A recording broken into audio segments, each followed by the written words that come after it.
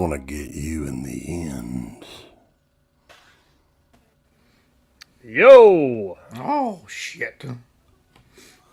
See, we got somebody was already commenting on the floating head artwork that we worked really hard on. Yeah, I think Falls Rotten mentioned that. All right. So we're kind of trying to recreate that with the live video, wearing all black. Uncle Bill's got mostly black on, but he's supporting Scream Factory tonight. That's right. Since we've got that big show coming up as well. But yeah, how's everybody doing? I'm doing good, man. How are you? I see in the chat people are already waiting for the appetizer here for the stream. They're saying we want to hear Uncle Bill do his review on the new Texas Chainsaw Massacre, because that seems like that's the only thing anybody's talking about now, which again, for the horror community, I think it's great, you know, but again, I would just love to hear what he has to say, because he wasn't with us on Friday. Yeah, let's let Uncle Bill have the floor here. What do you think, Uncle Bill? Listen, I was really amazed. It was one of, if not my favorite horror films from this past year. Like, I don't even know, maybe like a couple of years, really. Like, I was sitting there watching it, and I was like, God damn, they really nailed the spirit of Texas Chainsaw with this one. I mean, like, no other one had done before. I think it might be my favorite Texas Chainsaw movie after the first one. It might even, well, no, I won't say that, but it's definitely my favorite after the first one. Like, wow. I'm going to tell you, it was brutal. It was classic. It was fucking just off the chain, really. I mean, I can't say enough good things about that fucking movie. So yeah. Well, you're excited about the 4K release coming out? Yeah, I'm gonna get that. I'm gonna get a steelbook of it. I'm gonna hopefully get an advanced steelbook of it, maybe like a Best Buy exclusive. Brandon Skaggs is saying that you're full of shit, Uncle Bill. No, that's not true. That movie changed my life. Phantasmat says that Curly Jaws has a gun to your head behind the camera right now.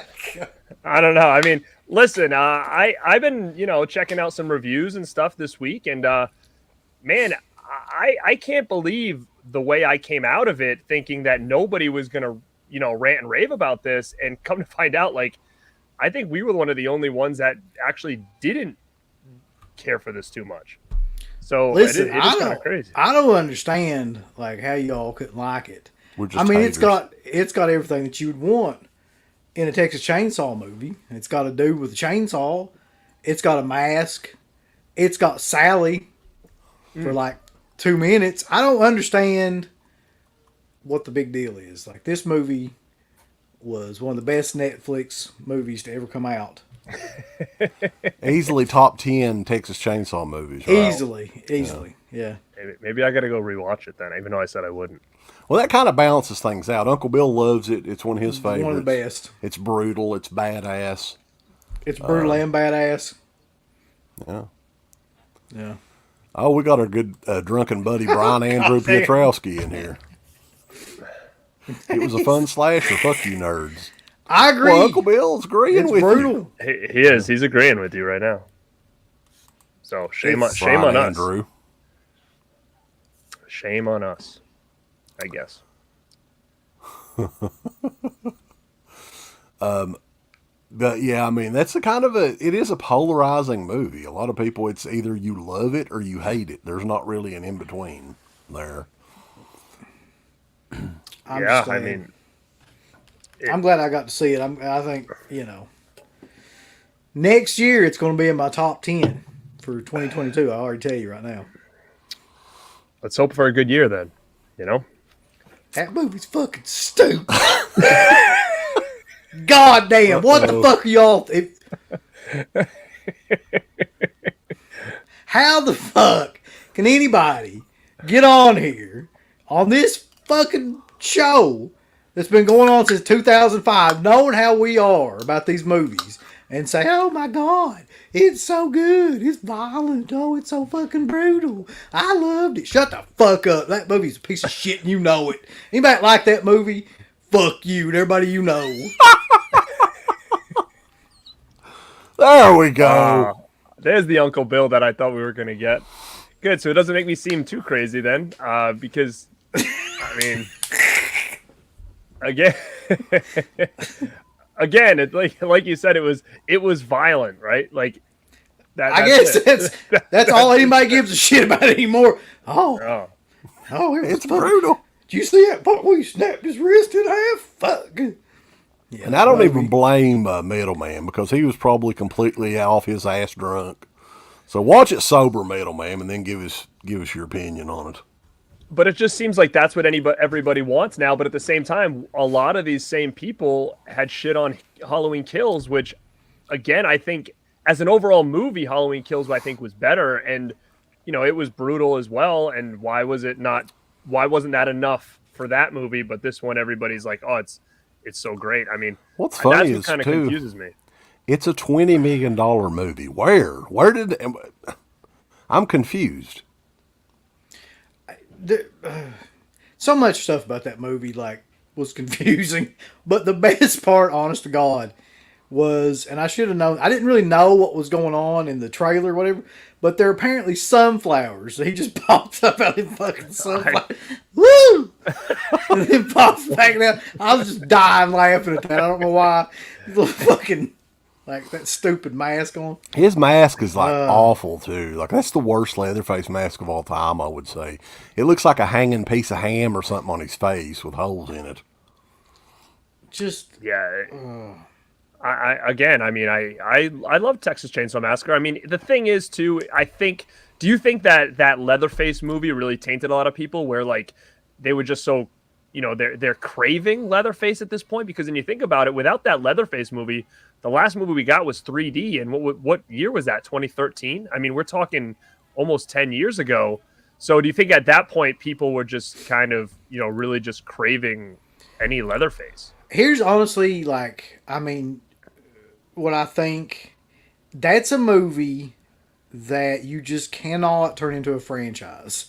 I don't know why, but that movie does not work as that. Halloween, yes. Friday the 13th, yes.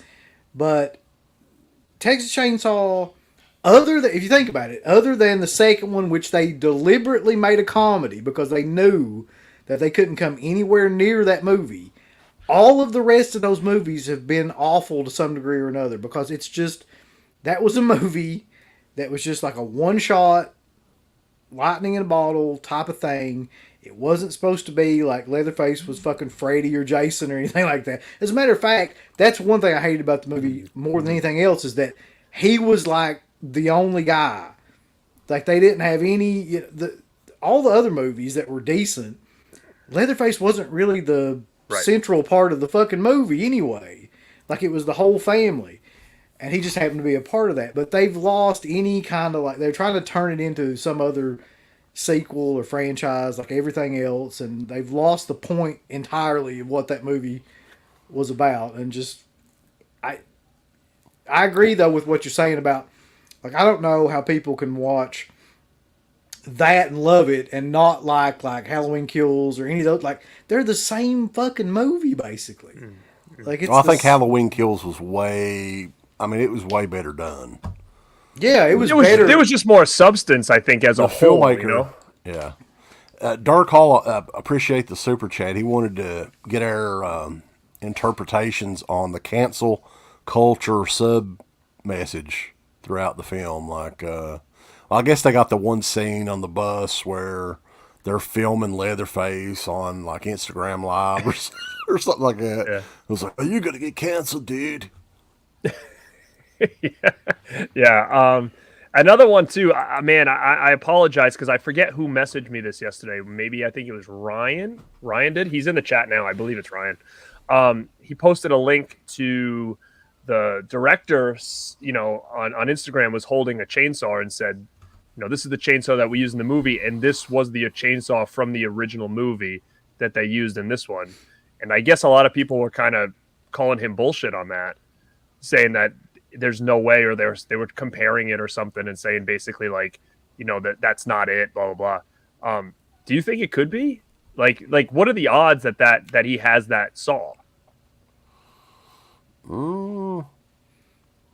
I mean, it's possible. I mean, whoever owned it could have lent it to him or something for the movie. I don't know who the hell. I haven't heard who owns that.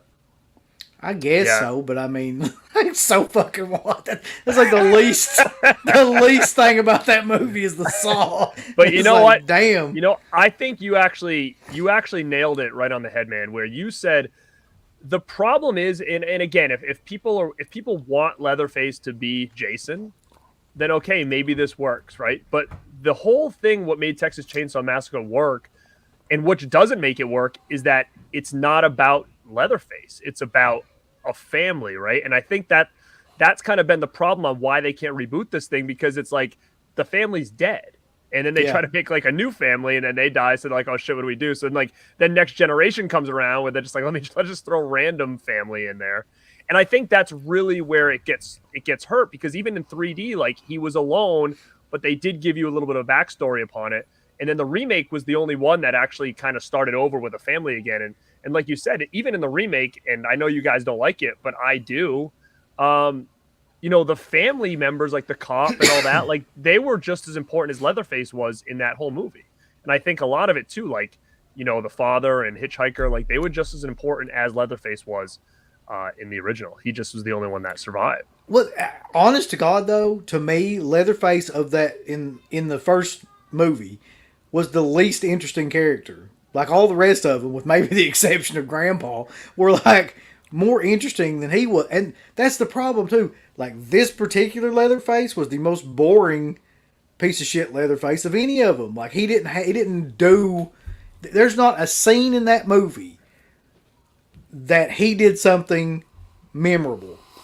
If you take out maybe the last scene, but everything else is like, he didn't even grunt. He didn't make any noise. He didn't have any personality. He didn't have any character to him. There's nothing that he did that amounted to anything. Well, I think the problem too with these movies are, how many times can you restart with a new? There's something else going on. He was in an orphanage now for 50 years. Leatherface was. The previous movie told a different story. The movie before that told a different story. I don't give a shit. I don't care about the Texas Chainsaw Massacre franchise. I don't. I would not give a solitary fuck if they ever made another Texas Chainsaw movie. Because, in my opinion, all those movies have fucking sucked aside from the first one. I mean, the second one's okay. But other than that, the franchise sucks. It's probably the weakest of all the major, horror franchises. Well, again, I think Metal Man kind of hit it on the head right here. In a sense, is that, I think it's just different type of horror fans, right? And it is what it is. Like he says we're overthinking it, right? Because we want actually a story. And he says he took on Jason's role, which we're saying he did, which is not Leatherface, right? Yeah, he's not Jason. That's what we all want. So I'm assuming he means him plus the rest of the horror community. That's not what I want. That wants it. But again, maybe he's got a point. Maybe we want a different Leatherface, or we want the type of Leatherface that he was created as, and other people just want another Jason. Which, if that's the case, we're going to actually talk about a lot of shit in here, which they might like, because again, there's a lot of kind of Jason-like people in some of the stuff we're going to talk about if we're looking at just for like slashers here. But I'm sure that y'all talked about this to death already, and probably heard about it like a million different ways to Sunday from different people. But the last thing in the fucking world that I wanted, to be honest, was like a Leatherface Jason character, who, by the way, kills like the main fucking heroine from the original film in like 5 minutes. It's like, what? Like, what? Why even bring her in there?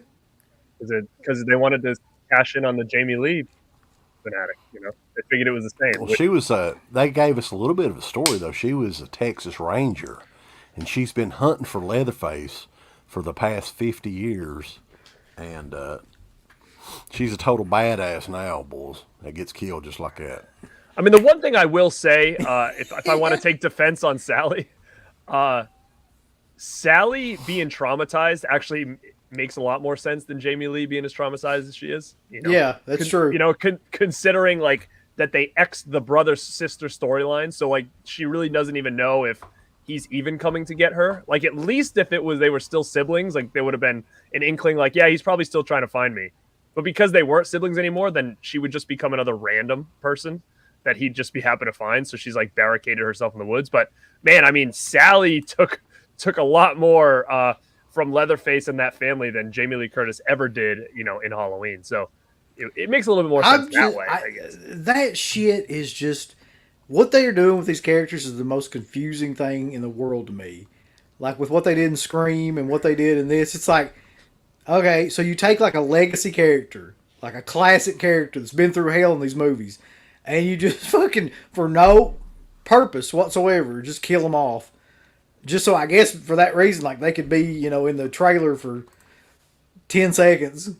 Another super chat from our buddy Dirk. Thank you, sir. Should Leatherface be removed from the horror Mount Rushmore? And if so, which slasher should take his place? I mean, I don't think so. But I mean, at the same time, I get it. Like, I get it in a sense where, you know, I look at Leatherface as part of a family. You know, it's like, but he has come out and kind of stood on his own. But I mean, I don't know who you would put in there. Chucky, I don't know. No, I think just for the first movie, which for some reason it's easy for me to just when somebody says Texas Chainsaw Massacre, I still just think of that first movie. I can separate the original from those sequels because none of the sequels were in that, you know, the same stratosphere. So I still think Leatherface is on your Mount Rushmore for that first movie, at least. And the thing is, you know, he's not as central of a character in that first movie, but he is the character where you're like, what in the hell is this guy's deal? I mean, there's something bad wrong with this freaking guy. Probably is the most memorable character in the movie, though. Mm. Yeah, I mean, he is the most memorable, but he's not the focus of the movie. Like, but every other movie that they've tried to make him the focus of the movie is sucked. So it's like, there's just something about that. It just doesn't work. Yeah, and I think it's also been just confusing, too, just as a whole, because, you know, he goes by his real name. And this one, they're actually calling him Leatherface, you know, even on, like, the news and all that stuff. So, it could be a little confusing, I guess, at the same time. And then I saw reviews where people weren't sure if his name was Hewitt or, you know, because there's just been so many adaptations of like I would character, you know, prefer to call him Jebediah Hewitt. That's Leatherface's name. Yep. Bubba is a nickname. Bubba Sawyer. Jebediah Bubba Hewitt Sawyer the second. He's going to run for state senator. The only one that knew his name was Leatherface was that's what Hitchhiker called him. Hey, Leatherface. Like, that's what he calls his brother. I always thought that was like a funny scene where he's like trying to get him, hey, Leatherface, go get Grandpa. Like, that's what you're calling your brother. He's just his name's Leatherface. We got a lot of people in the chat, though. We're going to get to the main course, if you will, of the show here in just a second, because there's a lot of movies to go over here. And some of these I haven't seen in so long that I don't recollect them at all. Some of them I've seen numerous times. But we got a lot of people in the chat. What's up, everybody? J1972, Physical Media Miklich, John Cressip, X Invictus X, who we fed some White Castles back in the day. He never did get over those, Uncle Bill. He about fucking died.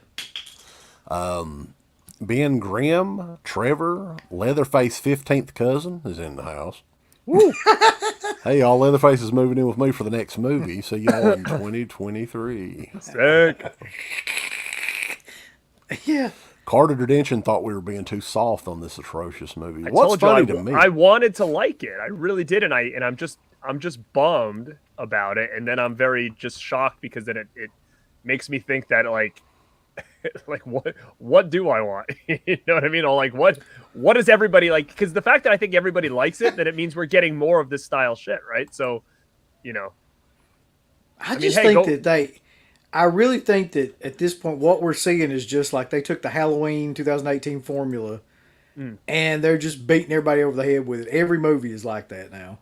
So maybe us talking about Scream and what it did for the genre for 10 years, maybe Halloween prequel or requel is going to take us to the next 5 years of just all this kind of stuff. Because that's exactly what it's going to be. So I think it's definitely a good topic to talk about, because to me, I kind of break up horror in different ways. And I think the Scream era is a huge one. I think that to me goes until pretty much like The Ring.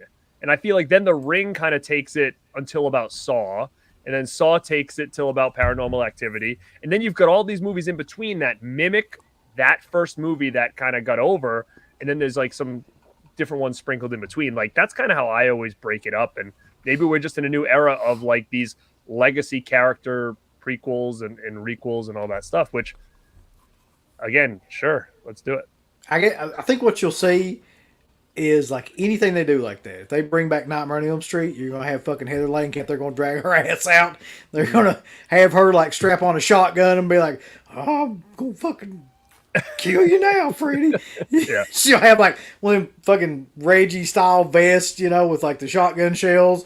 Like that's going to be the gimmick for a couple years. So basically you're saying Reggie actually started this turning into a badass type of thing. He was the start of all that. I guess so, in a weird way, in these kind of like... As far as the females go, though, it would have to be Linda Hamilton. That's true. Terminator 2. There you go. go. I guess so. Very cool. Anyway, so we'll take y'all back there only for a day. 1996. December of 1996. Up until that point, the 1990s was all more or less direct-to-video movies. I'd say good 85% of horror movies were direct-to-video. What were some other huge hits earlier in the 90s for horror? I don't know if you could classify any as huge. I know they had New Nightmare a couple of years before.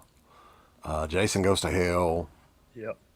It's funny. New Nightmare was way earlier than I remembered in my brain. I swear, I thought New Nightmare was actually post-Scream, but it actually was pre-Scream, which I was like looking for some stuff, and I was like, wow, like that doesn't feel that old. But yeah, man, it was.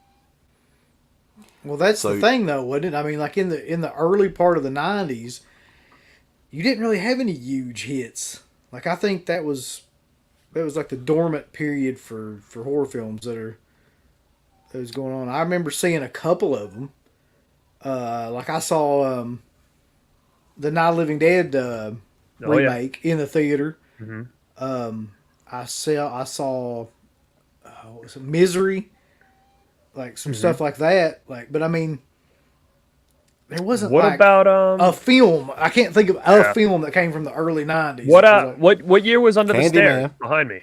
Candyman was 92. Yeah. So I mean, was People Under the Stairs? Was that late 80s or early 90s? I forget. I think that was in the 91. Yeah. 91, 92, something like that. The Burbs. What was that? 90. I think that was late 80s. That was like 89. That was late 89, I think. Yeah. Let's see. Somebody put Silence of the Lambs, but I struggle with that one because I don't even think that was a horror film, really. Like, I don't think so either. That to me is like a drama thriller. Like I don't know what you call it, but. What about Werewolf in Paris? Which year was that? That was like 97. What? Yeah. Oh, that was? It was that late? So like that could maybe fit into this. Was that Scream like? I'm excited about the 4K release of that, by the way. I seriously am Frankenhooker, hell yeah. Eager to see what that movie would look like in 4K with that atrocious Windows 95 CGI. Man, I mean, yeah. Now I have a tough time remembering exactly that one. I remember like the one of the guys and stuff in it, but do you think that was a spin off the Scream hype? Like, it was a group of teenagers, right? And there was a real bad CGI. Those are the things I can kind of remember. What are we talking about? American Werewolf in Paris. Shh. Why are we talking about that? Well, no. I'm asking, like, do you think that they stemmed a sequel off of that because of Scream? Because he said it came out in 97. So do you think that was something that they were like, ooh, let's put this out because it's got name behind it, and we can kind of put it in a formula of like all these like good-looking teenagers or whatever. Like I don't know. I thought it was earlier than that. I thought it was before Scream. That's why I didn't even think about it. Somebody can look it up. I mean, I'm thinking 97, but it may have been before that. It had Tom Everett Scott in it, right? Who was like, what was he in at that time? He was in That Thing You Do later on. That's a classic. No, That Thing You Do would have been this. God damn it. We're talking about That Thing You Do on here. But I think that's around the same time. Those movies came out around the same time. People are talking about some good ones in his, some Leprechaun stuff, Jacob's Ladder, Exorcist 3, Army of Darkness. Jacob's Ladder's an underrated one. Cemetery. Yeah. What about... I love all those movies, but I don't think, we're talking about like a movie that really made a dent on the genre. I don't think any of those really fit that. So, yeah, I mean, we're talking about movies that came out, but, yeah, as far as actual hits go, I don't know if there was that many before. I think, some of the franchise stuff did okay. The Elm Street movies, the Friday the 13th, the Jason Goes to Hell movie did okay. I don't think there was anything that did big business at the box office in the horror genre. The one that I can kind of see is Candyman. Like, I mean, that's one that legitimately kind of like created a genre icon, and that was an actual horror movie that came out around that time. But that being said, it's still not on par with anything like, Blair Witch or Scream or anything like that. So with Scream, that movie killed it at the box office. I mean, it was a huge hit for months and months. So much so that they immediately, less than a year later, did the sequel. Right? And then there were movies that summer after Scream came out. There's one in particular that I can recall that we'll talk about on here that I'm pretty sure it was just, rushed out because, hey, oh shit, here we go. Let's find some more kids that do these TV shows on the WB or whatever.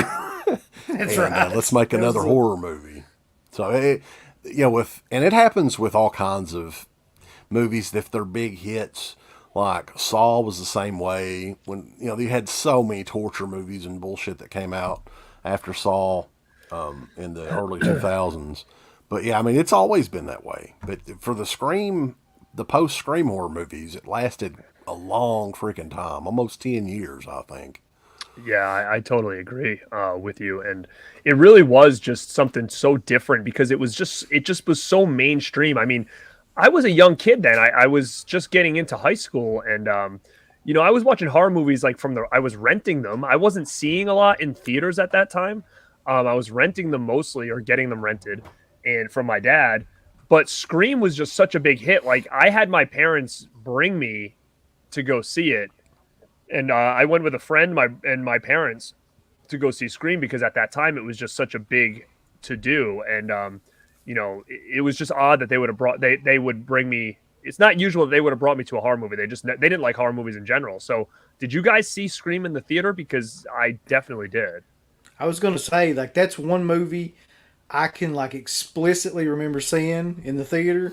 And I can remember, like, walking out of it and being like, holy shit, like, I want to, like, go and, like, rewatch these movies that they're referencing in the movie. Right. So, like, that's the big thing that I think it did for pretty much anybody that saw it, was it made you want to go back and, like, rewatch, like, the Nightmare on Elm Streets and the, Friday all that stuff that they reference Halloween in the movie. Like, it revitalized the whole genre, and then people all of a sudden were interested in horror films again. But, yeah. Yep. Totally Right. I mean, I remember seeing it as well. It was a movie that we were in high school at the time. I think we were like sophomores in high school, and it got a buzz in the classroom. Everybody was talking about it. It was like, oh, have you seen Scream yet or whatever? And I think that was the only horror movie the whole time I was in school that pretty much everybody was talking about.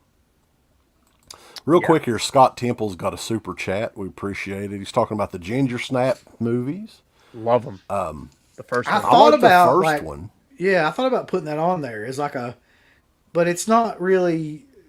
I mean, it's in the same like mindset, but it's not really the same genre. So I agree with him. I thought Ginger Snaps was actually before it, so that's why I didn't. But it did cross my mind, and I have a couple on my list right now that could come or go, where I think Scream influenced it, but it kind of falls a little bit out of the slasher genre. But so let's get into the first wave. I guess we could do that's the way we could do it. Like the first wave of these movies that cashed in on the popularity of Scream, and it's very similar themes in that, you got a teen cast. They're all sophisticated teenagers, right, with that dialogue. Yeah. So, what would be the obvious first choice, guys? It has to be I Know What You Did Last Summer. Yeah. Because that movie came out in 97, like right after Scream. Oh, I don't have the Blu-ray, bro. You don't have the Blu-ray? What the hell, man? I think this Blu-ray is actually out of print. Probably is, because I didn't even know it had one. I know I had like a box set. I didn't get it, but yeah, I have this thing here, and I don't even have the third one. Well, check this out. Oh my god! Wow, yeah, man, I don't have those on Blu-ray. Well, you just got fucking showed up live here. You just got served. I just got schooled big time here. Shit, I didn't know. I mean, I knew it had a box, but I didn't know it had those standalones. Pretty cool, man. Guess that's a weird one. That's right now. Screen Factory hasn't done those. Yeah. He's got a Blu-ray like one of the worst goddamn movies ever. Still Know What You Did Last Summer. Yeah, that is pretty awful. But what if they came out with like what if they came out with a new one with Jennifer Love in it, and the raincoat hook guy just like slashed everybody? Would you like it? Like he was just so brutal. Would you like that? I'm sure a lot of people would. See, that would be what they do now. They'd have his ass be the main character. You'd find out that he was an orphan or something like that. He'd go through there just killing everybody. Yeah, and then we'd hear that's what we've been wanting. Exactly. Wanting hook fishermen to just kill everybody. I wanted the fucking Mrs. Paul guy to come out and kill everybody or whatever. Brian, he says, finally Garrett doesn't have something fucky. There is actually one more thing that we talked about earlier that I don't have either, and I might not have some stuff here. Rambo's asking why I have this. They actually sent these to review back in the day. It's not like I went out and bought them. I definitely wouldn't have bought this. Now, I actually really enjoy the original movie. I Know What You Did Last Summer. Man, I haven't seen that in forever, but I always thought I kind of liked it. Where I was actually considering buying, I think maybe it was 88 Films put out like a big set, and I was thinking about buying it at one point, but I was like, I don't know if I want to spend $80 on that box set. But as far as I can remember, I thought the original was pretty good.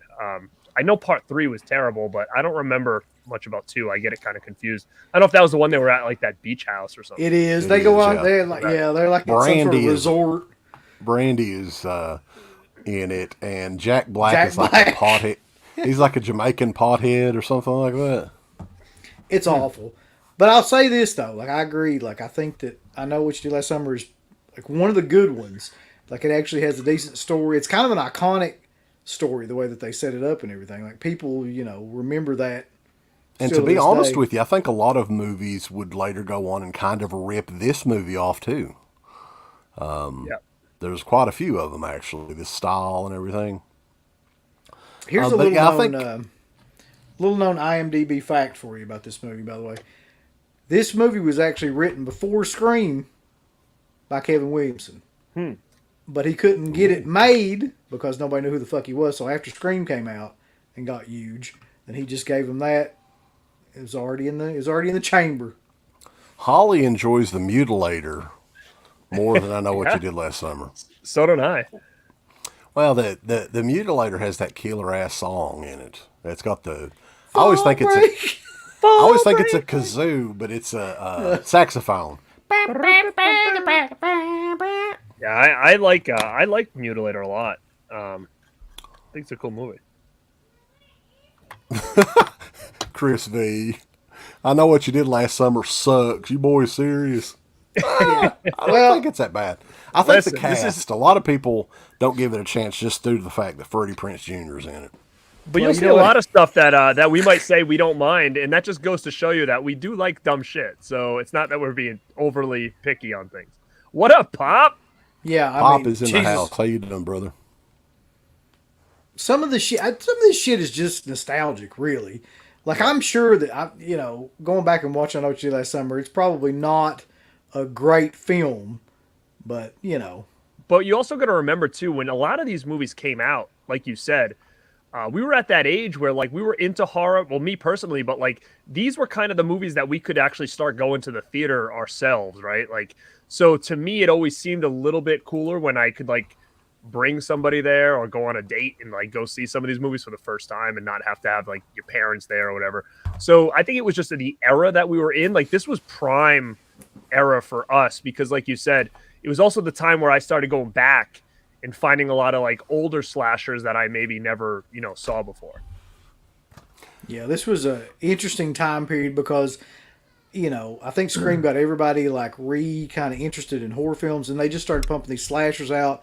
And everybody I know at that time was going to see these fucking movies. Like everybody saw these movies that we're getting ready to talk about. Yes. Yeah. So right off the bat, I mean, 1997. A good 6 months or so after. I don't know what time of year that came out. Less than a year. That one was out. Then you had Scream 2 come out in the fall of 97. What's one of the other ones that was right around that same time period that really pops up in your head? I don't remember the dates. I was looking to try to get some dates, but I mean another big one at the time was Urban Legend. That was 98. Yeah. Okay. That was right on the heels. Yeah. For sure. What you got there? You just got the DVD of that. I'm showing you up again. Man. To be honest, like I do want the Scream Factory Blue. I actually never bought it. Because I was thinking that maybe it was going to get like a set or something, but I missed out on it, and it's kind of one of those ones that I'm after, and to try to get it with the slip at this point sucks. So, I'm just looking for a good price on that. Well, you might be able to get this one at a closeout price. Buddy Brian, fuck you. Exactly. That's going to show you that our expectations aren't necessarily that high, right? So yeah, think about it. I'd rather watch. Evidently, we're not. Yeah, when it comes to Texas Chainsaw 22, we're not all wrong because the movie got sold to fucking Netflix. Well, I think about that.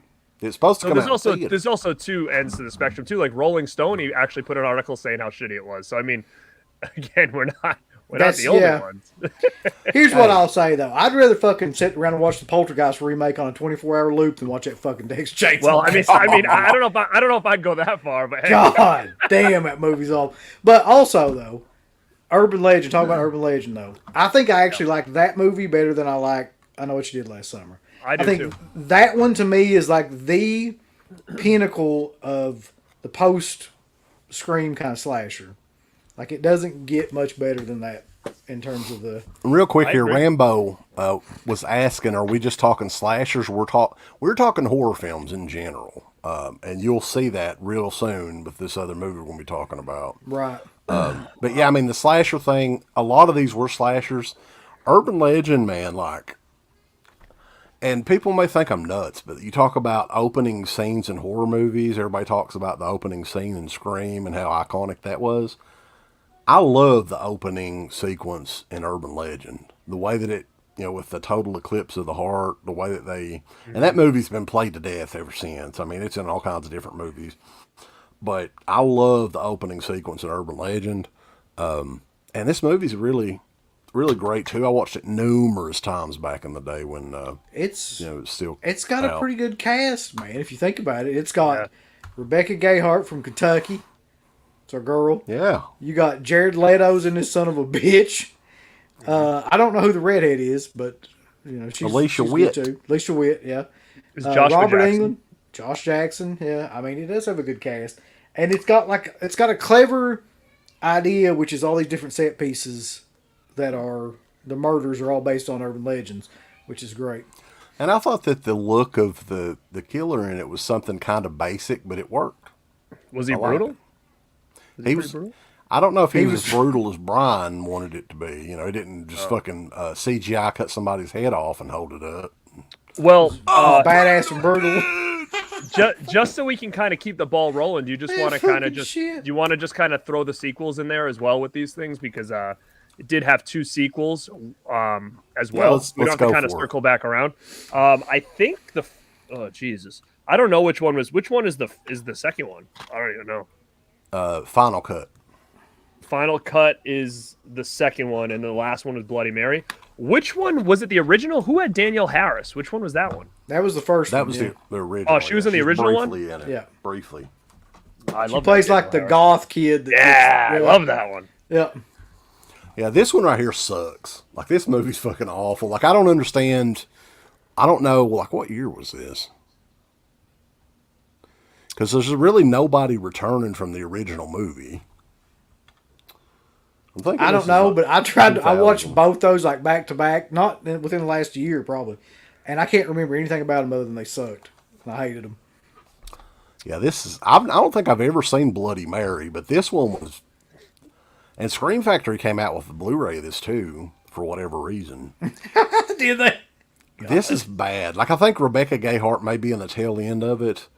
But yeah, this is when, like, this was the year 2000, so these type of movies were really being cranked out at this point in time, by a variety of different studios, and, not all theatrical movies either. I think this was theatrical, but not for very long. I think it was mainly direct to DVD. I don't think it stayed in theaters very long. Now, yeah, so I mean, I agree. I don't think that the sequels are worth much at all. But I remember, and again, I can't believe I'm really I'm really forgetting the date on this, but I remember going to see one of the Scream sequels and seeing a big cardboard cutout at my theater for this movie saying coming soon, and I was like, oh my God. And it was a big one that I'm sure we're going to talk about. I might be jumping the gun on it right now, so I apologize if I am. But definitely going to talk about what decided to get this thing rolling. And we know for a fact that that this thing is definitely was influenced to get itself going by Scream.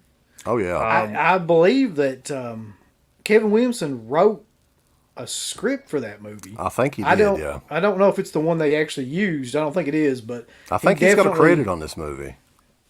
Now, what was the year on this? I don't know why. That was 98. There was a bunch of shit that came out in 98, like a bunch of those slashers like that. Yeah.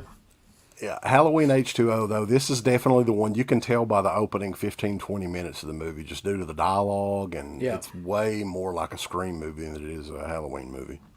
Mm-hmm. Well, you can tell that's what they were doing. Like, even if Williamson didn't, get any credit, like, the script for that movie was entirely based around Scream. Like, everybody sounded like characters from Scream. Josh Hartnett's in it. That's a dead giveaway. Your movie's fucking ripping off Scream. And we're going to talk about him in just a second, too. Michael Rajpal, really quick, though. He won Super Chat, buddy. It's $6.99 Canadian. I don't know how much that converts to, but I appreciate it, for sure. Hopefully you boys will talk about disturbing behavior. I feel it's underrated. I would say stay tuned. Yep. Oh, hell, Bills. We like us some Katie Holmes, baby. Oh, shit. I can't keep saying these tables. Esteban. He's Esteban, the guitar, the guitar hero himself. In high school, the scary movies were Scream, Urban Legend, and I remember watching Beavis and Butthead Do America and then watching Scream in the same theater. I graduated in 1998. So Esteban, we're around the same age, man. So thanks for popping in. Thanks for the super chat. It's good to have people that kind of in the same. Same age as Esteban as well. 98 was the year. So was it 98. You guys were 98? Yeah. Mm-hmm. I was 99. Oh, the class of 1999. They made a movie about your year. They did. What about this one too? So if everybody in the chat realizes how old we are, that's it. Well, I was gonna throw that out there, man. That was later than I thought. That was like 2012, I think. No, was it? No, the faculty's 98 as well. Too. Yeah, all right, well, I have it right here. Oh, you got the Blu-ray. Oh, you only got the DVD, dude. Yeah. Step it up. I would like to see Laura Harris's in HD, baby. That's my favorite. Yeah, part. No, this is one of the good ones. What was her name? Mary Beth or something like that? Yeah. Sorry, yeah. This is. I was reading the wrong thing. 98. This was one of the good ones, though. If anybody hasn't seen The Faculty, this one is good, and it's basically like Scream, but it's kind of like, what's the spin, like Aliens? I guess it's hip and scary. Maybe scary. It's got Jon Stewart in it, like one of the worst roles ever. There's a great cast in this. It's got all the classic floating head posters. You know, yep. that was the key back then. You had to have these like floating head posters of all the pretty cast that was in there. And that's why we made that thumbnail.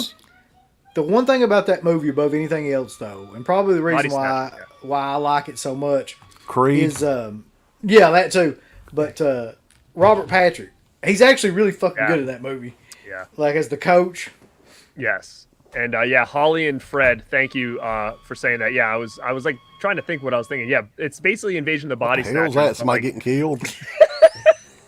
There's some post Scream stuff going on over there. I think. Someone's back there getting brutal. I think. Call Metal Man. He'll be excited. I think it's what. Are they watching Texas Chainsaw again? And it's like. Or they do. Hey, I know what they're doing.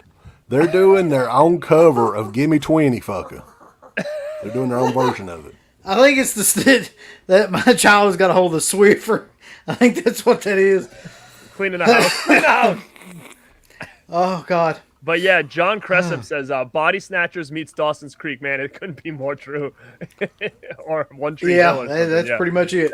This was, now, if I'm not mistaken, I think this was a huge hit, too. This made a lot of money at the box office. What is Metal Man talking about? Did very well. It's hard to say. I can't. I don't know, but we can't mention that on here. No, don't put that up there. No. But yeah, this is one I don't know if we've ever really. I don't think we ever reviewed it on the show because it hasn't really got a whole lot of love when it comes to just a very basic Blu-ray release and DVD release. There's not really been a special edition or anything come out of it. When Echo Bridge does it, it's not Echo Bridge. Yeah. Come on, man. The Faculty deserves a better. Yeah, I agree. Release than Echo Bridge. Is that the only Blu-ray release? Is fucking Echo Bridge? Yeah. But I do think that I heard through the grapevine that there was something about this where I think it is going to get re-released very soon. So if anybody hasn't seen it, or if this does get a re-release soon, jump on it because I think it's going to surprise a lot of people that don't remember it. Because a lot of these movies people probably just passed by because it was like, oh, same old shit, And Faculty was one of the good ones, I think. One of the things that always fucking tickled me about that movie too is that Josh Hartnett's basically playing the exact same character in H2O and The Faculty. Like, it's the same guy. Same haircut, the same attitude, the same, acting, whatever he's doing, it's exactly the same. So they had a lot of, the cast. You heard it here really first. This is the spinoff. Yeah, it's like... They didn't realize that this is actually connected to this timeline. So Josh Hartnett goes here to a different school, and then... But The Faculty, actually, if you look at it, as a whole, though, that had a really awesome cast, too. Mm-hmm. There's a lot of good actors in that. Not Josh Hartnett, but a lot of other people. We're not going to be talking about the last broadcast on here, but this is an interesting question. Darren Burroughs is asking, the last broadcast come out in 1998 before Blair Witch. Listen. Well, it kind of did, but it didn't get any formal release or anything until after Blair Witch. Don't get that cocksucker director started on that shit. Yeah, I was just going to say, remember there was a big drama fest about that before. They stole my idea. Remember that whole thing? It was made before, but nobody really got to see it until afterwards, from what I've heard. Yeah. If anybody should be bitching, it should be Rolf Kniefsky. That's what I'm saying. Good old Rolf. He's not going to bitch, though. He's a good guy. He's happy with his life. Right. He's happy with what happened. It's fine. So, we're at 98,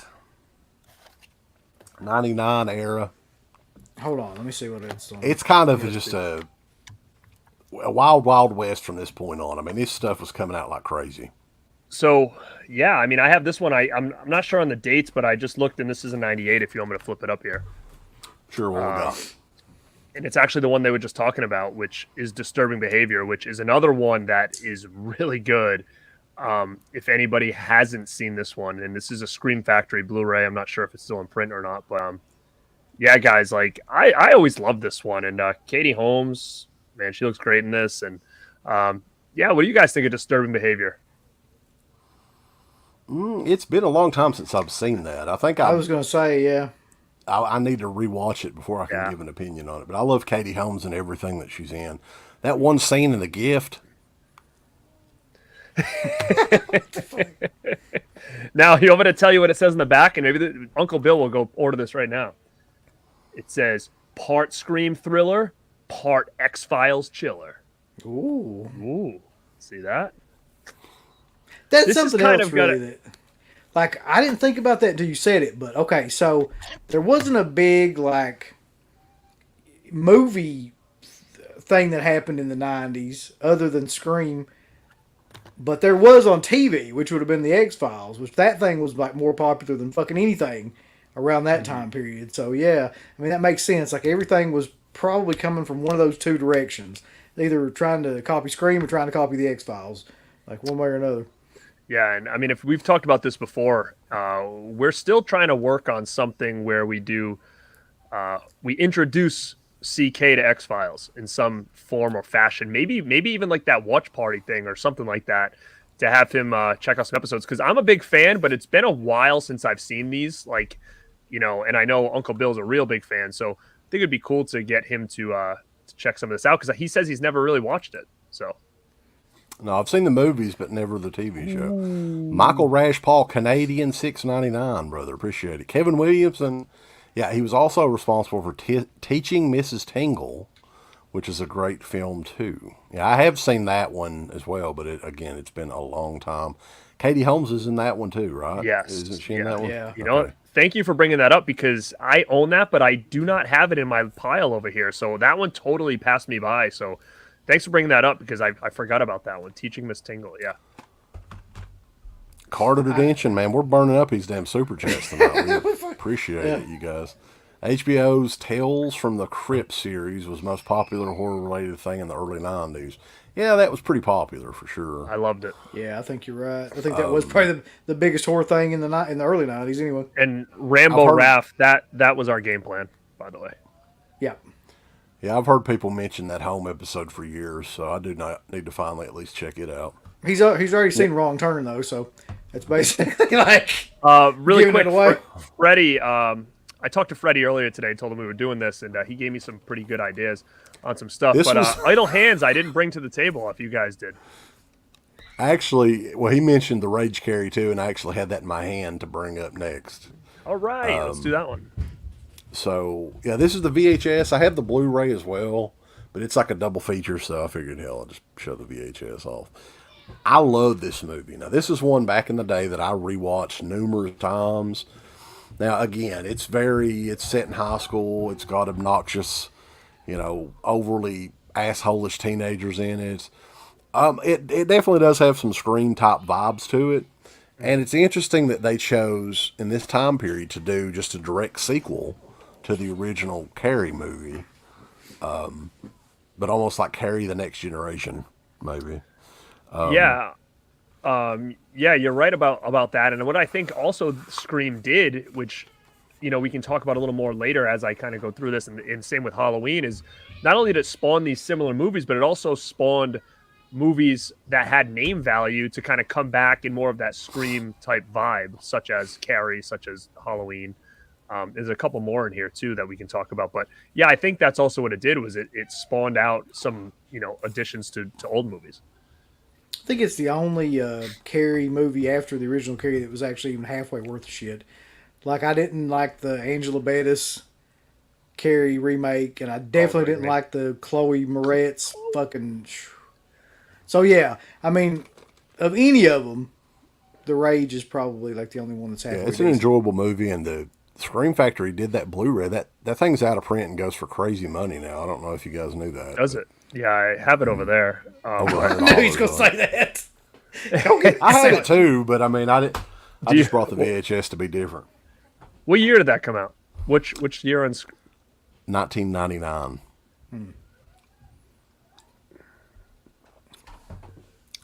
So people are bringing up all kinds of shit over here, too. Yeah, like Wishmaster. Wishmaster came out when? And was that... 98, 97, 97. Yeah. Yeah, I didn't bring that to the table at all. I thought that was pre-Scream, but I guess not. And does it have a vibe of Scream? Like, is there teenagers? No. I don't remember. Okay. No, Wishmaster's nothing like any of that shit. I don't know, Man, Esteban, the guitar aficionado. I started watching you guys after Wet Movie 1 recommended you. Missed watching USA Up All Night with Rhonda Shear and Gilbert Godfrey. That was a great show. I forgot about that. Yeah. Thank you, sir. Thank you. So what do you guys... There's been a couple ones on here that I think were big players in the late 90s, early 2000s. Yeah, I think that's what we can kind of go through now is a lot of these bigger players and then kind of go into the more obscure stuff. But I saw this one get brought up, which is a big player. Buddy, what's wrong with you? What is wrong with you? I don't have a Blu-ray of this either, believe it or not. But this is definitely my favorite of the franchise. I even think Part 2 is really good as well. But yeah, man, that's Final Destination. Yep. It's got the floating heads, so this counts, man. It counts. Jeffrey Reddick, floating heads, who's from Hazard, Kentucky, wrote that movie after he watched Soul Survivor a bunch of times, I'm pretty sure. And little did he know that there would be another movie that would rip off his movie, and it would be called Soul Survivor, and we'll talk about that too. I think, though, the Final Destination, the original movie, it's one of those movies that the sequels, I think, hurt it, if anything, because this is a great freaking... I love this movie. This is one I watched numerous times. Had a lot of fun with it. And then all of those fucking horrible ass sequels come out. Now, the second one's pretty good. But the rest of them, it's almost like, the Paranormal Activity films or the Saw movies. They just kept coming out, and they're all so freaking horrible. I kind of agree with that. I love the second one. I think the second one's probably my favorite, actually. But I think that the sequel's kind of watered down, the intent of the first one. They started adding really stupid shit into it, as the films go on, the Tony Todd character started getting more and more kind of goofy, and it just kind of watered down the movies. But the first one was amazing. I don't think it's like Scream, though. I mean, I guess the cast are teenagers, but other than that, I think some of the dialogue was. Yeah, I think it was like Scream, I think, probably gave it its idea, hey, let's do a group of kids and do this. But I just think it was, instead of a slasher, they just kind of went a different route. But I agree. I think the second one's good. I even think the third one's okay. But what ends up happening in this series, in my opinion, was, to me, I would always go to the theater and see them, and you'd always wait for the inventive kills, right? That was the big thing. And I think it ran into the same problem Saw did, is that each one got worse and worse and worse to a point where you're kind of all right, I'm over the gimmick now. But yeah, the first two were great. Third's okay, and then from there I kind of forget which one is which. But another big problem with them too is I noticed as they got further along, they got more and more CG. So it's by the time you get to the third and the fourth one, it's almost all CG, and that shit always takes me out of a movie when you do death scenes like that where it's just all computer generated stuff. It's I don't know. If that's the whole point of those movies, and it is, then that really kind of kills it for me. Was it 2 that had the remember that scene? I remember being in the theater and being holy shit, was that they were on the highway and there was that truck with the trees? Was that 2? Yeah, that was the log truck. That was a crazy scene back then when I went to. And see, most of that was done practically. That's the weird thing. The majority of that car wreck scene and everything was done with practical effects. Mm-hmm. Even the stuff in the film that looks kind of crazy was half practical and half CG before it got really crazy. Michael Radpaul, though, real quick here. Dead Man's Curve from 98 with Kerry Russell and Matthew Lillard. I don't recall that one. That's one that... I don't either. No. That's one that I've missed, evidently. One to check out. Thanks for bringing that up. Yeah. Someone else mentioned, and I was talking to Garrett about this too, because this is another movie, I don't know if I've ever seen it, but I keep hearing people talk about it, is Lover's Lane from, I think, 99. I've never seen that either, but yeah, it got brought up a lot. So someone actually messaged me today about that one because they saw we were doing the show, and I asked them, hey, do you have any recommendations? And they said Lover's Lane, and I was like, dude, everybody keeps talking about it. I don't have it. I've never seen it. I think it had it was direct to video, and it had just a standard DVD, and it's out of print, and it's going for $40-50 on eBay. So Vinegar Syndrome possibly at some point. Well, or one of those that's companies. what I was. That's the problem now. Is I feel like a part of me is like, you know what, I'll grab that and add it to my collection because I'm always looking for new stuff. But then I'm like, it's going to be the same thing. Like, for instance, last year I bought that movie Communion. I don't know. I was championing it for a while on here, like when I first started my YouTube channel. And I found the DVD. It was way out of print, bought it. And then all of a sudden now it just got announced. Scream Factory just put out a Blu-ray. And I'm like, son of a bitch, I just bought that like probably like less than a year ago. And it was something that I missed out on for like years and years and years. So I think we're at a point now where it's like a lot of these somewhat no-name titles are going to get released. Yeah, and I know for me, just for space purposes, over the next couple of weeks, I'm going to box up all of my DVDs just to make room. And I'm going to try my best to not buy any more DVDs. Why would you be buying DVDs anyway at this point? Goodwill, I see them all the time. He goes to Goodwill, yeah. Yeah. Cherry Falls is another one, though, that we need to mention. I'm sure Garrett's got that one over there. Yeah. That's an interesting one, too, because this was early 2000s. I think maybe the year 2000 it was made. Didn't come out until like 2000. Yeah. I don't think it came out, though, until 2002 or 2003. Yeah, it was definitely good, but it was definitely one that I felt like really fell through the cracks. I didn't hear about this until way later. It was later, way later than 2000. I don't think anybody, I don't remember anybody bringing that movie up when it came out, to be honest. But like, you're right. Like, it got like a cult following like way later. I think mostly based around the plot. Like, the movie itself to me is like, it's good, but like the idea is great, really. Rambo Rass mentioned the Hatchet films. That's a little bit later. I don't think we're going to. I don't know. Yeah. God damn. Yeah, that's like late 2000s, right? What year did the first Hatchet come out? 2007 or something? Something like that. We would just start doing the show and went. I remember when that was like.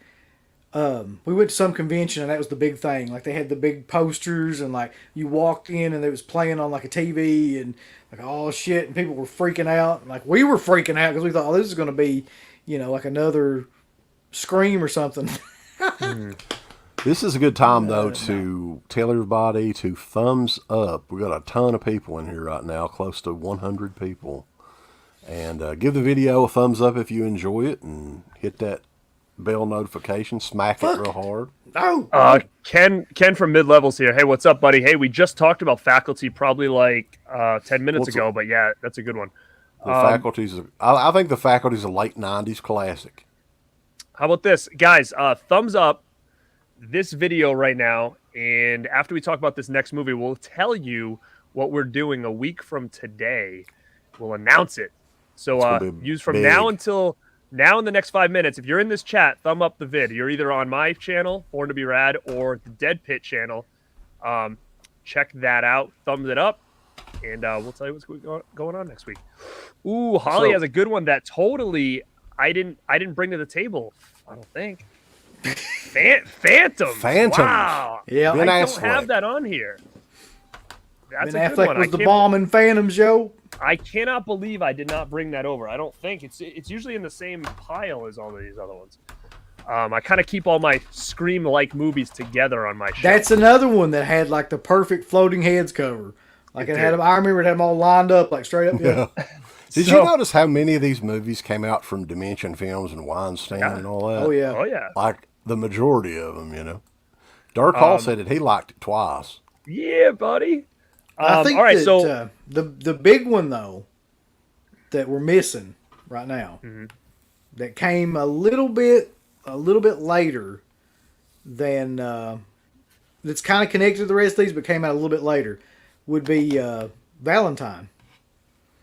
I mean, I knew you were gonna say it. I knew it. Here's a weird thing. I didn't know this until I was researching for doing this show, but the guy that directed Valentine, Jamie Blanks, is the same guy that directed Urban Legend. Yeah. Yep. So that's basically the only two fucking films he directed too, by the way. Like Oh, he he just did fell off Storm. the face of the earth. Storm Warning. That's an underrated one. People need to go out and look for that one. That's one of That's the. true. Remember, that was one of those like Dimension Extreme. Remember? Yeah, that's Storm an Warning. underrated one. I'll give him credit on that one. Valentine is a cool one, but it's definitely like, I mean, you can't get really much more Scream than this. And like Uncle Bill said, it came out later, like 2000, I think this came out. 2001, yeah. Yeah, and it's a real, it's a cool movie, but it's definitely, Scream heavy, especially with like the different actors and actresses that are in it. Like it's got that, CW type, or is that what it is? CW, WB, CW, type cast. Either one. They're basically the same type of cast. Oh, CW. Ben Grimm, that's a great one, man. Clown at Midnight. I didn't bring that to the table, but who put that out recently? Somebody did. But that was one that I had rented as a kid or as a teenager, and I really liked it. And then for years, I never knew where to get it. And I think I just got it somewhere. I forget now. But yeah, Clown at Midnight, if you guys haven't checked that out, it's a good one. Jamie Blanks was a bushwhacker. Somebody knows that. Yes. I will say this too. One of my favorite things about that movie is that he admitted this too. The director, Jamie Blanks, admitted that he stole that gimmick of the nosebleed from Alone in the Dark. Really? Yes. Yeah. Well, did he admit that he stole the entire plot from April Fool's Day? No, probably not. Now, wait a minute. Or not April Fool's Day. Alone in the Dark. What's the nosebleed in the Alone in the Dark? Yeah, it's the same type of thing. Like there's one of the fucking the little things characters. It might be the guy in the hockey mask, like that. His nose bleeds or whatever throughout the whole thing. Oh yeah. Dude, Alone in the Dark. Yeah, I was thinking not the Uwe Boll fucking Alone in the Dark. I was like confused for a second. 1982 Alone in the Dark. But yeah, so guys, yeah, that was Valentine was the one we were talking about. We can still talk about it, but we spinning off that, we can announce what we're doing next Sunday. Yeah, since that edition that you held up there. What company was that from? Valentine was put out with this nice slippy. So you got the slip on this collector's edition. Look at that. By Scream Factory. So with that being said, next Sunday, same time, same place, we are going to do one of the shows that it seems like everybody really digs. And I've actually heard recently that when we do these shows, people calling out of work the next day because they want to stay up late and watch them. And that is the Scream Factory year in review for year 4 Scream Factory. We need to make the Four Horsemen theme. That put Steve. Get Steve and have like a Four Horsemen shirt. Oh, but it'll be an interesting year because year 1 and 2 I had everything. Year 3 I had almost everything. It starts to trickle, I think, now. For me, bullshit. where I wasn't. Don't you fucking even start. I'm telling you, I probably have a lot. I haven't even looked, but it definitely got to a point though where I started trickling and be like, you know what, I'm not getting everything. And I probably have reasons on why I didn't get certain titles, which it'll be interesting to talk about that as we do it because I haven't even looked yet. But yeah, Scream Factory year 4, guys, is coming. Orc is really excited about that. Lay it on me again. Yeah, Orc. Woo, woo. Well, you know what they say when we talk about the Scream, all the ladies, they cream, if you will. So, pull your dick out and go to the mashed potatoes. So you want me to get into the next one, and I want you guys to let me know. This was what up? This was everybody, a big one. CHH is in the house. He's here. We were just talking earlier about how killer the new Texas Chainsaw was. Yeah, you missed that first 5 minutes. Again, Christian, it's definitely top 10 Texas Chainsaw movies of all time. I'll give it that. I agree with that. What do you guys think of this? Do you think this was a Scream-esque type movie here? Yes, I actually had that on there. Yeah. So this was a big one. I think it was like it took the Scream idea with the cast, and it's like, hey, you know what? Let's throw in cannibals instead of like a slasher or whatever. And I thought this was a cool movie when I first saw it for sure. And it's been a long time since I've seen this. As you see, I only have the DVD, so If it has a Blu-ray, I do not have it. I was watching a movie today that we're going to talk about a little bit later on here, and it really sucks, but Lindy Booth is in Wrong Turn as well. The actress. I don't know if you remember her, redhead. I do. Whatever happened to her? I enjoyed her acting. She was very talented, young lady. Did you? Did you enjoy her acting? Esteban P. is throwing us some money left and right, man. We appreciate it. He's getting wasted. This is the best thing. It's like when you go on Amazon after you've been drinking or something, buy a bunch of shit. He's just like, give him money. Tales from the Dark Side, Lake Placid, and the Blair Shit Project.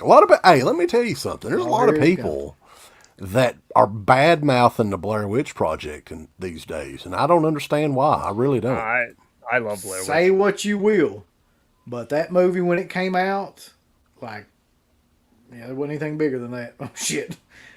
Leatherface doth a roll says, "My thoughts coming for you, Daddy." Leatherface Rose. The bud is back, if you will. Wrong Turn, though, man. When I saw it in the theater, loved it. And it's, again, one of those movies that I think all the sequels are pretty much garbage, really. And it hurt that first movie. To me, it did. It lessened the impact of that first film. There was just too many. Like, there was no need to have, like, 7 or whatever there was, you know. Between that and, like, I think another one was, like, Resident Evil, which, you know, we don't need to talk about that, but they just kept pumping out sequels after sequels that it was like, at what point, though, did it's totally watered down, you know, especially this one, the original. I think, well, how many are there? Like 7, 8? Well, yeah. How many fucking are there that, actually? The director of Wrong Turn was Rob, what was his last name? We interviewed him. Rob Thomas. It's 3 a.m. I must be lonely. He was in Masters of Horror, too. I think he did a Masters of Horror episode. Yeah, he was. You're right. Rob Schmidt. Rob Schmidt. There you go. So did he just quit directing? I haven't really looked him up, but yeah, I thought he was a talented filmmaker. I thought that first movie was fucking amazing, but I'm not joking, though. It clearly ripped off Home, the X-Files episode. Like, there's no clearer Thank you, Orc. fucking plagiarism than that. Yeah, the new Wrong Turn, now that's a new movie that I really enjoyed. That's 10 times better than the Texas Chainsaw movie. Oh, God, no doubt. No question. It was, we've talked about that movie on here before. Check it out, guys, if you haven't. Don't go by the title at all, because it was pretty cool. Yeah, since people claim that we don't like anything new. Let me tell you another one that and we're going to be talking about a little bit later on this week on Patreon. We're going to do a Patreon review show. Last Night in Soho. Holy shit. We'll talk about it in detail, but I really love that movie quite a bit. Edgar Wright. I told you. I haven't seen it yet. I haven't seen it. Do I ever let you down, boys? Do I ever let you down? No. Great. It is great. And let me tell you something. Okay, so there's different kinds of soundtracks in movies, and we'll get into the details, you know, on the Patreon review show. There's original scores, which everybody's talking about Carpenter stuff or Harry Manfredini back in the day. It takes a really talented motherfucker to make a killer soundtrack out of like old school rock music, pop music. In this case, it was like, what genre would that even be, Uncle Bill, from the 60s? It's all like movies from the 60s. Yeah, like pop and soul, I guess, music from the 60s. And to make that work, as in making it kind of creepy and everything, that motherfucker knows what he's doing, boys. That's all I'm going to say. Our buddy Edgar Wright. Whoa! It's British. He's not even fucking... I don't give a shit. I don't care. All right.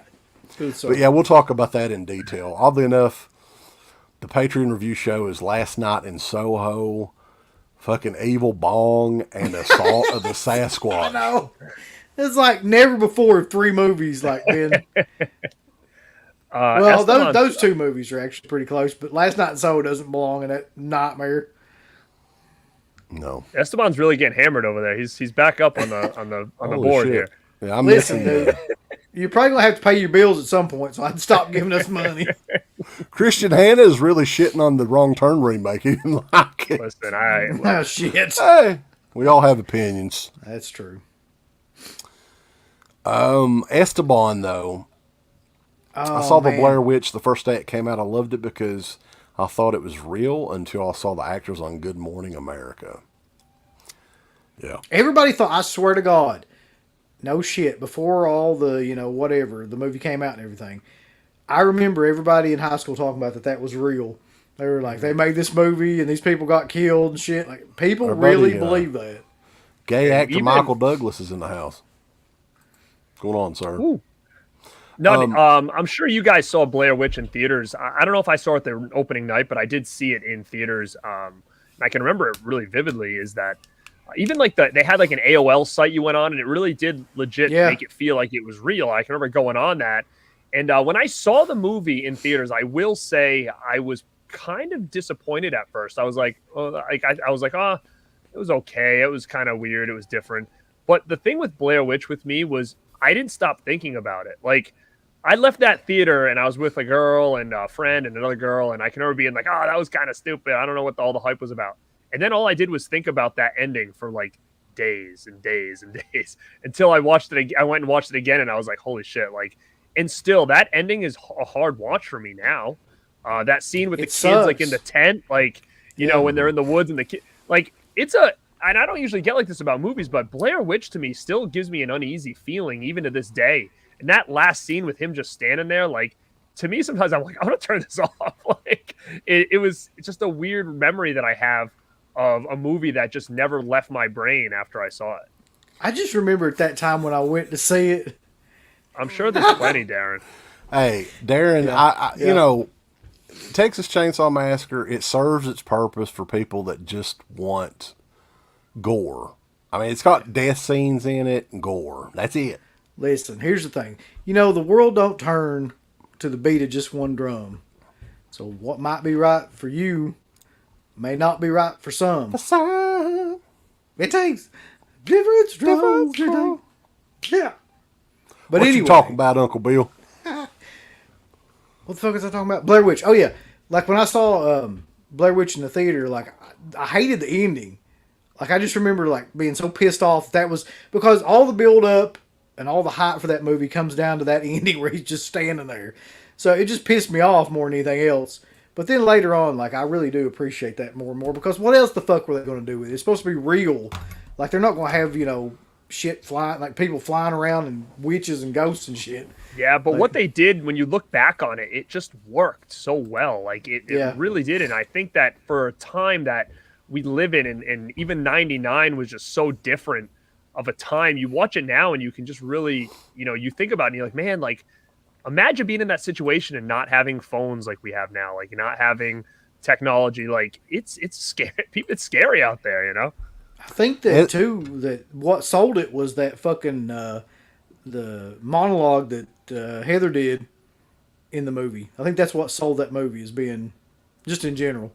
Mm-hmm. We definitely appreciate all the super chats. guys. Esteban he might regret it tomorrow, he says, but at least it's not a STD. And Max Moser, $4.99 on the super chat. We appreciate it, man.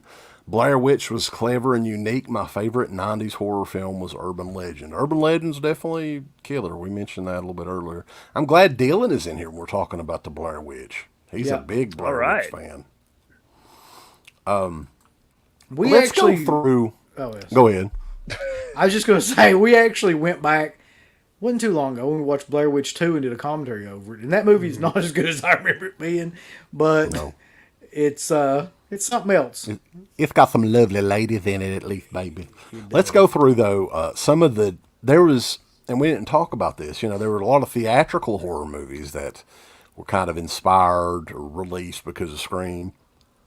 There was a plethora of direct-to-DVD and VHS movies that come out for years and years and years. And I know some of these. I mean, there's nothing really to talk about with them. They're not very good most of the time. But I did pick a couple of them out to go through real quick here. Here it comes. This one received I think it was a 20th anniversary Blu-ray from our buddy over at Lewis over at Masker Video. But I'm not replacing the DVD of this is good enough for me. It's Final Stab. Oh, God. Ooh, Garrett's got it too. And both of these releases, no, it's Key DVD. I wanted to say York Entertainment, but no, it was Key DVD. I think this is Canadian. Is the only thing I can remember about it. Look at that fucking picture of that guy. Look at that. You don't want him on Blu-ray or 4K or whatever the heck came out. What the hell is it even supposed to be? It looks like that. Let's see if Garrett's got this one right here. Now this is Sam a from classic. Trick or Treat. We've talked about this for decades here on the show. Oh, it's yeah. Hey Garrett, I got a question for you. What? Do you want to know a secret? Oh no, I don't have that. So, Shoot, you stumped me again. This would be one that's more of a, I know what you did last summer ripoff. But dude, that's got Joey Lawrence. Sick. Joey Lawrence. Wow, I like it already. I'm buying it. That's your selling I'm point. getting it today. Joey Lawrence and Chad Allen's in this, and the cop in this is Jeff Conway from Taxi. Hell yeah. Damn. Here's one that So what's some cheapies you got? Yeah. that did get a theatrical release. Let me see. I'm pretty sure it did. I could be wrong. Soul Survivors. Man, we watched that. I think me and you watched that movie, didn't we? I remember watching it and just being like, holy shit, this is one of the worst movies ever. But, dude, how can you go wrong with Eliza Dushku? I mean, seriously, though. Listen, this is the fan. killer cut. This is the killer cut. And, man, this The thing is Elijah Dushku's not even a star. The star in it is that blonde that's in the corner there. Elijah Dushku's not even in it that much, I don't think. But Luke Wilson's in it. Yeah. Oh, my God. Casey Affleck is in it, too. That's Ben right. Affleck's brother. What an awful fucking movie that is, but a great cover. But you want to hear this, though?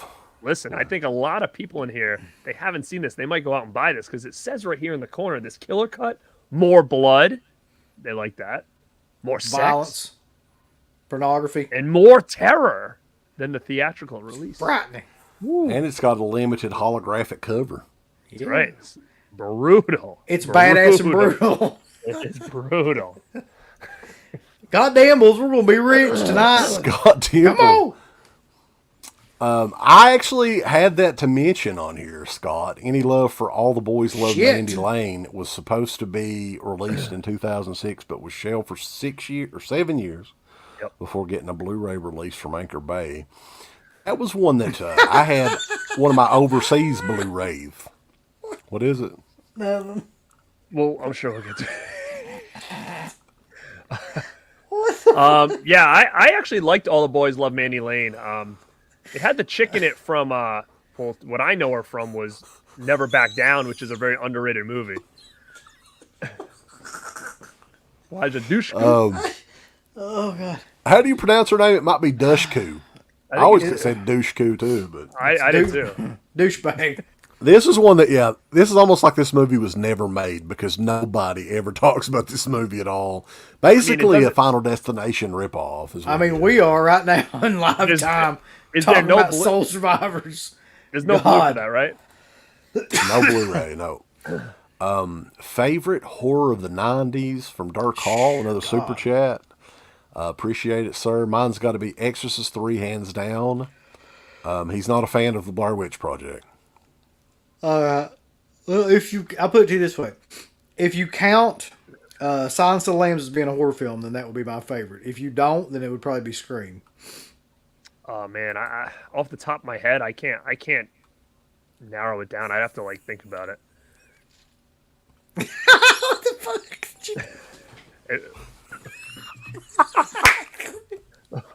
Let's just give us a minute. Yeah. Oh God. All the Boys Love Mandy Lane though. I gotta admit. Oh shit. The movie's okay, but it's definitely not one that's I watched it once, I think. Amber Heard, yeah. She's good. So were you a fan of that movie though, Garrett or Uncle Bill? Man, I remember there was a lot of hype around it because I think it was shelved for so long and everybody kind of wanted it. I think I had like a bootleg before it actually came out.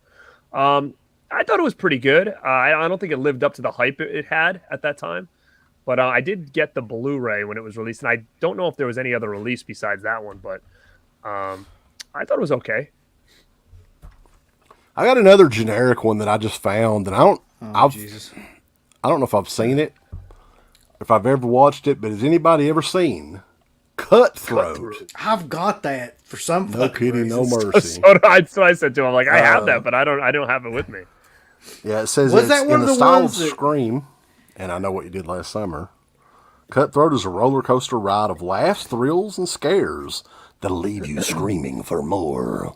That had to be like a Walmart 550. There has to be a reason I have that. This looks like an X-Rental, like it's got tape residue and stuff on it. Well, The painful hottie is in the house. What's got my acronym? No. Yeah. I don't even know what that is. Jaw Well, whacker. that's a slang term for tobacco. Do you know is there anybody up north that chews tobacco that you know of? Garrett? Yeah. I mean, there's people out there that do it, but nobody. I can't say nobody I hang out with, but some do actually. Yeah. That's pretty much an exact replica of what a conversation with somebody from around here would be like. Oh, fuck off, man. I'll throw this up there because my boy Fred just brought it up. Is Bloody Murder. I have it on this little pack here because those movies were actually kind of hard to find for a while because I can remember searching for them. And this has them on here. Bloody Murder 1, Bloody Murder 2, on this little 8-pack thing. Remember these things? This was the Yeah, that's if you were collecting horror and this was the thing, you're too young. there was one that Felsher, me and Wes and Felsher would like fucking drive around all these different Walmarts trying to find these ones that were like had the really limited ones. I think Blood Diner was on one of them, and it had never been out on anything, and something else too. Maybe Waxwork was on one of those. Yeah, You have a that favorite was, adult website, Uncle Bill? No, I don't have no fucking adult. Does that mean websites. serious replies only? I guess SRS replies. Yeah. I don't know. All But, these new kids and their abbreviations. Yeah, we should. Those little 8-packs were like the hottest thing for a while. So what I was kind of saying was, if you weren't around during that hype and that craze for that, that you're newer to the game, I guess you would say, because that was insane at that time for some stupid 8-packs. Well, now they're all out on Blu-ray for that one that everybody wanted that had all those out like movies that never hit DVD or whatever. But Yeah. Great time dumping This, in big bins at Walmart. Garrett, do you know if Teaching Miss Tingle's out on Blu-ray or anything? I don't think it is. I don't know if it is or not. You know what? A part of me That's feels not a like bad it is. movie. I remember No, it's a pretty decent movie. I think it is maybe like a Mill Creek title or something, but I could be wrong. But it might be. By the way, somebody earlier mentioned this movie. It has nothing to do with anything we're talking about, but I hadn't thought about this movie in 20 years. Have either one of y'all ever seen I Come in Peace? Oh, definitely. Screen Factory Long put it time out. ago, Yeah. Oh my god, that movie's awesome. It's crazy. Yeah. I don't consider it being like anywhere like in a Scream, post Scream anything, but yeah, it's just a hilarious movie.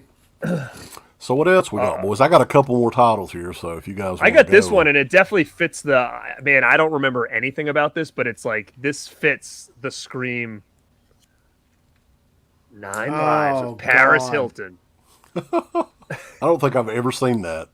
I don't know anything about it. I have no recollection, but I mean, look at that. That's Scream right there all day. That's definitely Yeah, Paris Hilton's the big lead in this. I It don't really know. looks a lot like what is the Shriek, if you know what I did last Halloween or something like that. One of those covers, like Yeah, they started making everything look like that after a while. I almost brought that out because of the cover. It's Tiffany Amber Thiessen on the front, and it's called Shriek. Yeah, It's kind of like a spoof, though. Scratch Burno mentioned one here that I didn't think of, but would kind of fall in that same vein as Joyride. Yeah, I think I have it right here. That's one that kind of come out of the blue. Like I think I just rented it one night or something, and I was like, wow, this is killer. Yeah, it's a cool movie. I'm not sure if it has any other editions, like a Blu-ray or whatever, but it's a cool movie. And I actually messaged Freddie earlier, and I said, hey, would you consider this like a little bit of a Scream type thing? And he said, yeah. And different take, but same idea with like that type of cast and stuff. Paul Walker. Yeah, and I would say the Rusty Nail character is, kind of similar. He's calling through a CB instead of a phone. Candy cane. That's Joyride. Was that Ted Levine that did the voice? He was the voice. Yeah, that is a great choice for that guy. That guy's voice is just instantly recognizable. Yeah, definitely like Russ mentioned, it's like a Hitcher type movie for sure. I think that's it's like Duel. Do y'all remember Duel from Spielberg back in the 70s? Dude. Basically the same. That's coming out on a cool version, so keep your eye on that. That's a great movie, Duel. Yeah. Such a good movie. Very, very. It just never really talked about, and to me, it's like Jaws, but a truck, and it's a real cool movie. If you guys haven't checked it out, Behind the Mask: The Rise of Leslie Vernon. Rambo mentioned that one. I guess you could count that. I tell you one I think though that nobody has mentioned. I don't think that kind of for some reason, maybe because Matthew Lillard's in it, reminds me of that type of movie is 13 Ghosts. Oh shit, yep, he's got it. So I was gonna bring this up because like Wes said with Carrie, right? Like they used the Scream to kind of kickstart some of these like name titles. So like 13 Ghosts is an old movie that they brought back. They just kind of like a reboot, I guess. But this was an awesome movie, I thought. At least at the time, I really liked this one. And I got the Blu-ray from Scream, and it's still a cool movie. What's up, Brendan? And yeah, you guys like this one? I thought this was very cool for its time. Yeah, I mean, it has like some of the effects in it and stuff are pretty dated now, but other than that, like the actual story and the way that they segment all the ghosts into the different chambers and stuff, they all have like a backstory. I always thought that was really cool, and especially the one ghost, like the naked ghost. You know the ghost. Yeah, fucking have my favorite ghost. It's been a long time, didn't I think 13 Ghosts and House on Haunted Hill came out almost back to back, didn't it? Those came out real close. That was the next one I was going to talk about. I saw that in the theater too. I love that movie. I did too. I saw House on Haunted Hill and 13 Ghosts in theaters, and I loved House on Haunted Hill. So I'm going to put this out there for anybody that's watching. If anybody has House on Haunted Hill Scream Factory Blu-ray with slip, contact me. I've kind of been on the hunt for it for a little bit, and it was one that I didn't grab right away, and now it's out of print, and 9 Lives, the best horror film of the 90s. So yeah, if anybody out there has it and they're looking to part with it with slip, contact me because I'm on the hunt for it. I only have it on DVD, and you know me, I don't care about slips, but when it comes to Scream Factory stuff, I do, just because I have everything collector's edition in slip already. And with that being said, let's talk about another one. Paris Hilton, House of Wax, another remake type movie where they took a name and they kind of put the Scream vibe on it. And I kind of put that in the same lines with 13 Ghosts and House on Haunted Hill, because it kind of had that same Scream, yet let's take an old franchise title and run with it. So what do you guys think about that one? That was another Warner Brothers movie too. We watched that quite a bit. Yeah, we watched it not too long ago, didn't we? For like was it a commentary or review or something? I think we did a review on that. It's not that bad. Like, it's really not that bad of a movie, but it just, I guess it kind of got some of that hype having like Paris Hilton in it and shit, and like just it's kind of dated now. I kind of like it though. I mean, it's I think it's more of an 80s slasher style movie than, I mean, it definitely has, the kids in it are kind of like Scream type characters. Yeah. A fun thing that I found out though about the end of that movie, which the gimmick is the House of Wax literally is a house of wax. It's made entirely of wax and it starts melting at the end. I don't know if you remember that, Garrett, how long it's been since you've seen it. So, of course, the actors couldn't use, they couldn't climb out of or, get out of like a house of actual hot wax. So they used peanut butter. How nasty is that shit? Yeah, that's crazy. I didn't know that. Yeah, instead of melted wax, it was peanut butter. Oh God. Yeah, that I don't know. Oh, dude, Esteban's back at it again. Hey, bro, Esteban. listen, if you're not subbed over on my channel, go do it now, please. Born to be rad. Esteban himself No shit. has paid for the design of the new T-shirt that we have coming out. Hopefully in the next couple weeks. Yeah, go sub to me if you haven't. Born to be rad. Hey, thanks, bro. We appreciate that. But yeah, Stir of Echoes. I didn't bring that out here, but it was definitely a cool movie. When did that come out? Was that 90? Was that after Blair Witch? Yeah. Was that kind of like 99. all right, like they kind of took not Blair Witch style, but at the same time, I felt like it was kind of that. It went through a period where there was like a lot of ghost stories and stuff like that. Like, Oh yeah. Yeah. what's that other I one? loved that movie when it came out. Yeah. Watched it like a ton of time. What was the other one that came out around that time? I always get it confused, and it was like somebody. It always had like a white cover where like there was a hand coming out. What Lies Beneath? What Oh, yeah, lies that's it, beneath? yeah. That's a great. Hey. I think that's a good one. Can you guys hear me okay? Because my my headphones are dying out. Very Hitchcockian. Yeah, I can hear you good. Okay. So you want to get through some of these a little bit quicker if they're dying? Yeah, on you? I'll start flying. I got a ton over here, man. Still. I know Well, I've what got you a couple but- left. We'll go back and forth. If you want to All right, start, we can so, go back and forth with you. Just jumping back on like what I said, where they were kind of taking remakes, I think, or they were remaking old movies and kind of putting a screen spin on it. I saw this in theaters. This might have been a little later, but to me, this was very Scream-esque, and that was the remake for When a Stranger Calls, which I didn't really care for at the time, but it's been a long time since I've seen this, so I don't know if it's even worth anything now. that Like, movie ain't no count, Garrett. Telling you. Doesn't count. What the fuck? How late in the game is that? I didn't want to was go past like 2010. 2000. I think we were doing the show when that. Yeah, came out. we were 2006, 7, something like that. Okay. So I was trying not to go past like two without like I was trying to keep it under Saw basically. How many people remembers it? And this is more along the lines of I don't know what this is. Maybe I know what you did last summer with the slasher, 80s slasher vibe. Venom from 2005. It's got some voodoo elements in it as well. It's very, very horrible. Hey, is that the one with Tom Hardy in it? Tom Hardy. No. No, man. I'm fucking kidding. That's the new Venom. The Marvel Venom. Oh, shit. It's bedtime, boss. Get to bed. Do you want to go back? Do you want to go back to like taking name value and running with it? Oh no! What time is Bedtime, it? bitch. Dude, it is. It's like 10:40. It's the same thing. Do you guys know? I think Venom is another one that Echo Bridge Entertainment did a Blu-ray on. They did a lot of those. If we don't do a bedtime bitch shirt at some point, then I don't want to be on this show anymore. Listen, I had a shirt promo that I sent him, and it said West 10:39, and on the back it says it's time for bed, and it was set up like the Austin 316 show. That's a top seller right there. Who would buy that? Yeah. Who wants a West 1039 shirt? Venom, though. Do you guys have any memories of?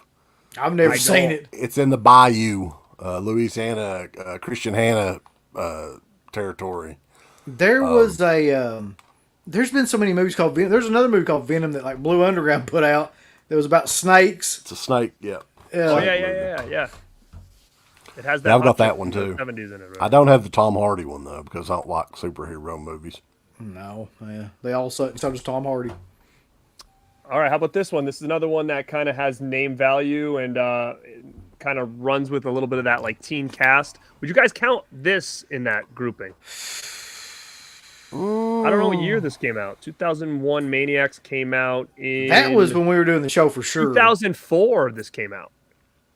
So I don't know if you would put that in that territory or not. this is actually a pretty brutal movie. If anybody likes gore, this is gory, man. We actually liked that one. I think back around that time.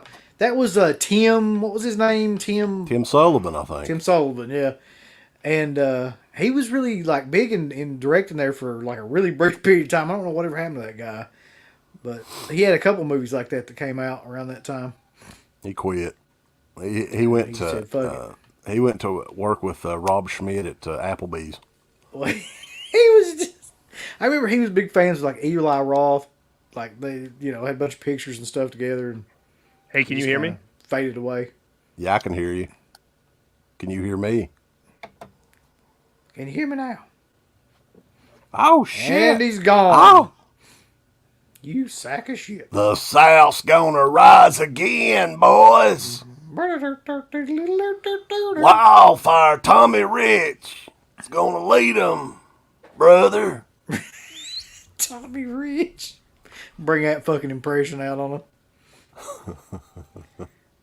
I'm getting all plumb fired up now, man. That guy's a piece of shit. On a wildfire. He was. People are bringing up these are just good movies. People, they don't have anything to do with Scream. Like High Tension, like the Toolbox Murder. Corpses. Yeah, basically the idea. I mean, we may have confused some people here. Is Scream-inspired horror movies that maybe never would have happened had Scream not been a huge hit.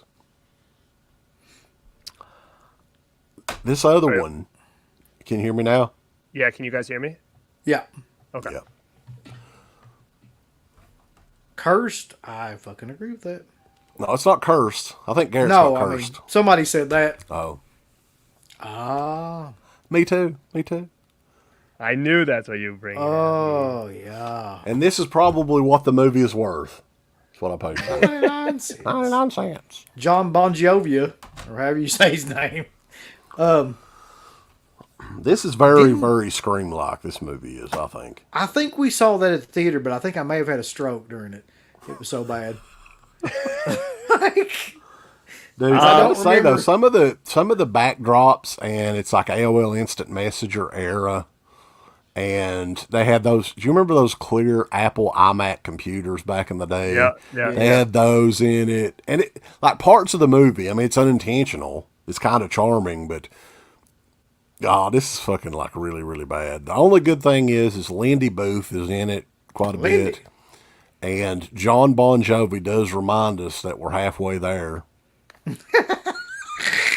And living on a prayer watching this fucking piece of shit. Wasn't there something in that movie? Maybe I'm wrong. Wasn't there something in the movie where they had like chat boxes on the screen or something?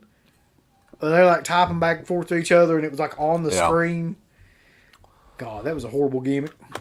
Yeah, very, very dated in a lot of ways, but it's kind of fun to watch in that aspect. Like you remember that Sandra Bullock movie, The Net? Yes. It's so freaking dated now, but it's almost entertaining to watch. Windows 95. Remember shit like Johnny Mnemonic, where they thought that was going to be, the future and all that? Mm-hmm. All those movies came out in like the late 90s. Does anybody have Campfire Tales? I have it, but not on me. Not in this pile, no. Mm-mm. So that's one that's... is that the one with... oh, God, Christine Taylor? Wasn't she in that? I don't know. Is that... Did Scream come out with that one? Scream Factory? Or is it only the DVD? I forget. I don't think that one has a Blu-ray. Okay. Campfire. There's also Campfire Stories, which I have. I don't have Campfire Tales, though. Oh, I have both of those. They're right next to each other in the rack. But I thought one of them came out from... No, maybe not. Maybe it didn't. Virtuosity. I forgot about Virtuosity. How about this one? How about this one? Kind of Scream-like, but it was vampires. Oh, God. We've got that. Oh, my I think God. we reviewed that back in the day. We did. It's not terrible. It's okay. I mean, it's not great, but it was all right, I think. I think this is the one I'm thinking of where they suck all the girls' blood out and then they're carrying it around. I forget, but did you like Vampires Los Muertos with John Bon Jovi? This is great. I know old Curly Jaws, that's his favorite vampire movie, I heard. The Forsaken. What else we got? Anything? Well, I have The Cursed. That to me, well, that's Kevin Williamson. So that's got to be like up there. Well, and that was one that was going to come out a long time before it actually came out too. So it would have been closer to the Scream era. And this one is one that's it's got a lot of controversy too because Scream Factory announced a Blu-ray edition which only has the theatrical cut on it. And Bummer. I don't know if a lot of people just don't realize or because there's not a lot of releases that's like that there's a different version of the movie that has a different cast. Mm-hmm. So there's all kinds of legalities about that we don't know about. I mean, as far as what kind of red tape will they need to go through to get that out. Now, it exists. I mean, they could, if they wanted to put the money into it to do it, they could do it. I'm positive they could do it. But would it be worth their trouble? It's at the end of the day, it's cursed, no matter what version it is. It's still... I do think though that's one movie that had like a lot of potential. Like probably one of the movies that had the most potential to be great. That they just fucked up like in every way that they could. Like the cast of that movie's great. Like it just had so. I mean the writing. So yeah, Rambo mentioned the editor has all 3 edits of Cursed, but somehow can't. And that's the thing, like the legalities behind it, like the different actors that are in it, that probably were paid for actually showing up and everything, but were never paid royalties for it because they were never in it. I mean, they were never in the final movie. So you'd have to rework all that as well. And then, you know, all the regular actors would still get their same cut as well of it. However that works. I don't know, Screen Actor Guild stuff. It does seem a little bit out there, but I mean, think about how much something like that, because it's so different, would revitalize that movie. Just the idea of like seeing a movie with like a new cast and stuff like that's just never heard of. So, I mean, talk about taking a movie that's kind of like universally somewhat laughed at in a way and giving it whole new life, and all of a sudden having that, because like Skeet Ulrich is supposed to be in the other version and all this other stuff. So I don't know. I would be so excited to see a different version of that movie and what it could have been, because it does have potential. Rambo's mentioned Nightbreed. People did go crazy for that. That's a little bit different, though. I mean, I think it still had all the same actors that were in it before. So, like, when you're kind of debuting a version of a movie with different actors and everything, there's going to be some form of compensation those actors are going to have to get that they weren't getting before. I mean, they can do it. I'm not saying that it can't be done, but I just don't know if it would be worth their while to go through all that bullshit to ultimately bring something out that not a lot of people is really going to care about. No. I mean, there's no money in doing that, is there? They'd spend all their money trying to get the rights and everything. They could just be, you know, like Vinegar Syndrome, put out some shit nobody's ever heard of and make $1 million. Justin Ryan, what's going on, brother? What's up, man? Howdy. You got anything else, bud? I'm all out. I'm all out of shit. I want me to just start plowing through some of this stuff. I have quite a few. I mean, not a ton, but I don't know if you guys talked about it when I stepped away, but I say Resurrection's kind of falling in the same vein here. Yeah. So Halloween Resurrection. This is one that we didn't talk about. Ooh, I've got that too. Shredder. Didn't that one have a special edition come out not too long ago? I think there's a Blu-ray or something that just came there is. out. And it's basically like Scream, but like the killer is on like snowboards. It's like it takes place in like the it's if Ski School was a slasher movie. It's Shredder. Basically. And this is one I showed you earlier and nobody had it, but I don't remember anything about it. Bleed. It looks like shitty zeal. God. Has anybody seen Bleed? If you No. ask me what it's about, I don't remember. It's just a killer in a white mask and a bunch of teenagers. It's about somebody that's going to bleed. Very Scream-like. Let me see what else I got here. This was one, it kind of fell in the timeline we were going for, but I don't remember too much about it. But it's got teens and a killer, and it's called Pumpkin Carver. Ooh, I watched that one last Halloween, actually. Was it as good as it looks? Hey, let me tell you something. As far as just like so awful that it's great, that's one of those movies. Because sorry, go ahead. Sorry. The cover, the killer does not have that mask on that's on the cover at all. That's another thing that's funny. That's a different. I don't know who that is, but yeah.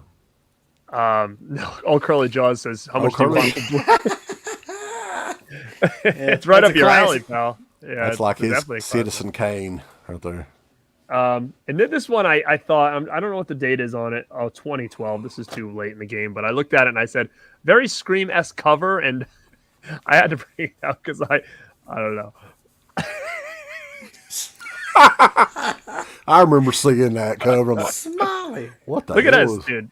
Dude, Smiley's brutal, dude. Brutal. Look at that face. Smiley is like a thumb with stitches in it. Yeah, that does kind of look like the new Leatherface mask. So yeah, this is gory fun right here. Boom, Smiley.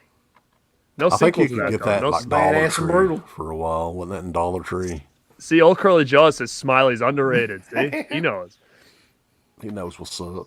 All right, so the last couple I have here were on the fence for me of do they fit into this what we're talking about here, because they're a little less on the horror side and more kind of on the thriller side, and I think Scream did that as well. They added this, like, you know, the young teen cast, and all these like weird movies came out, and this first one was actually, I think, the first date that my wife and I went on when we first met. And it's called The In Crowd. I don't know if you guys remembered this. We saw this in the theater. So it was a theater movie. It came out. It's been a long time. And it says, a new thriller you'll get into from the director of Pet Sematary. And it says, it's a bit wilder than I Know What You Did Last Summer.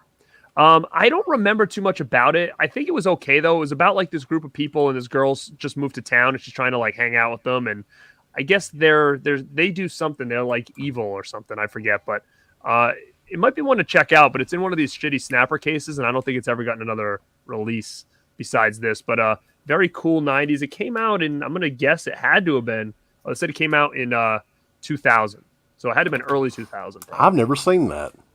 I haven't either.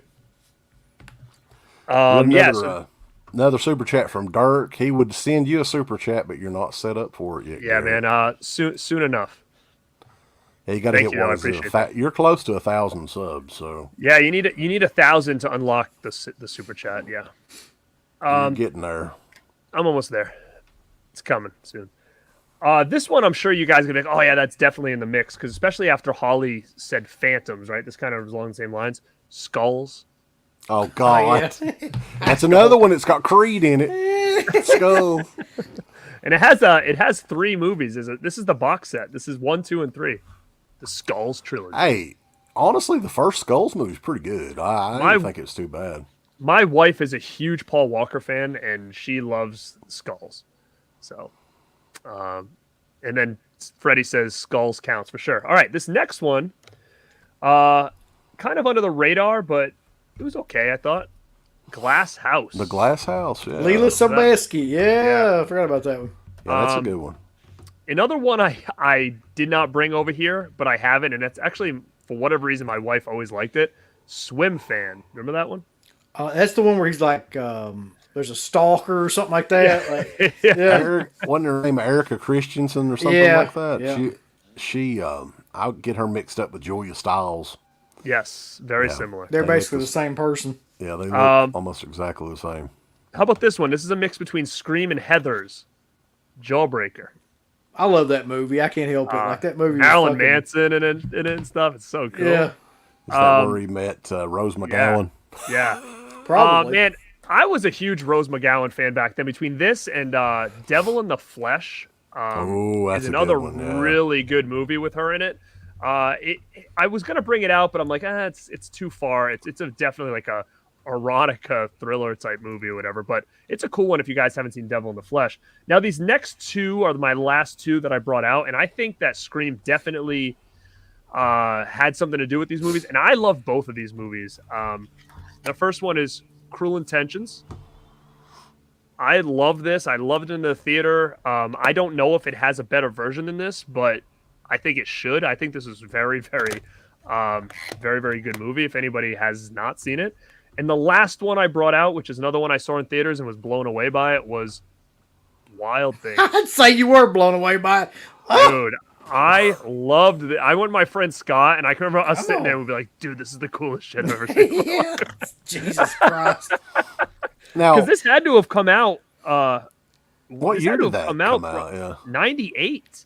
So, I mean, Really? Okay. yeah, so I was still in high school when that came out. And I can remember him and I like going to the theater and being like, dude, this is the best movie ever. And it had, it had Nev That Campbell in it. So this movie. is like straight off a Scream, Yeah, that movie was... Yeah, for some reason I was thinking that Insane. Scream came out almost the same time, but no, it Yeah, was a this was couple a years year later. the only other thing I can think of, and somebody mentioned this, but I don't know the date that it came out, but I completely think it would be related to Scream if it came out later.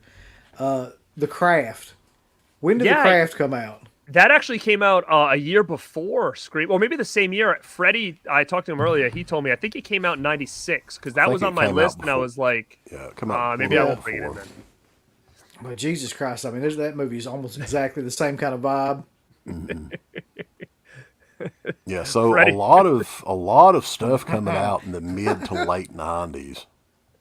Yeah, so and some kind of gems in here, like a lot of those teenage thrillers are really cool that I just mentioned. So even though they're not strict horror, they're very, very good movies. Born to be Rad is 165 subs away. So if you are not subscribed to Born the Number 2 BE Rad, go over there to his channel and sub. Thank you guys. I appreciate that. Bub. Officer Doofy in the house. I saw that. I'm like, Officer Doofy. That's a hell of a callback. I told you don't interrupt me while I'm cleaning my room. Lucio Inferno, we did mention Ginger Snaps a little bit earlier. That's I had a crush on, what was her name?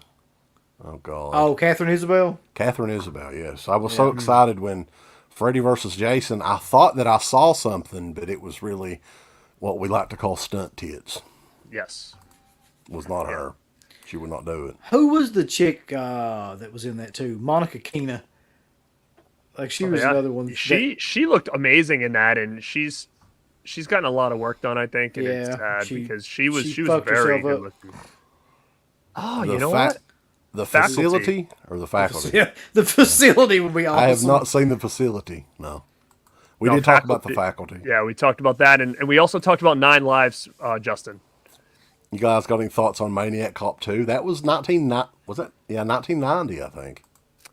Maniac Cop 2, the only thing I would say is if anybody has the Maniac Cop 2 and 3 on Blu-ray, now that the 4Ks are out and they're looking to do something with the Blu-rays, message me.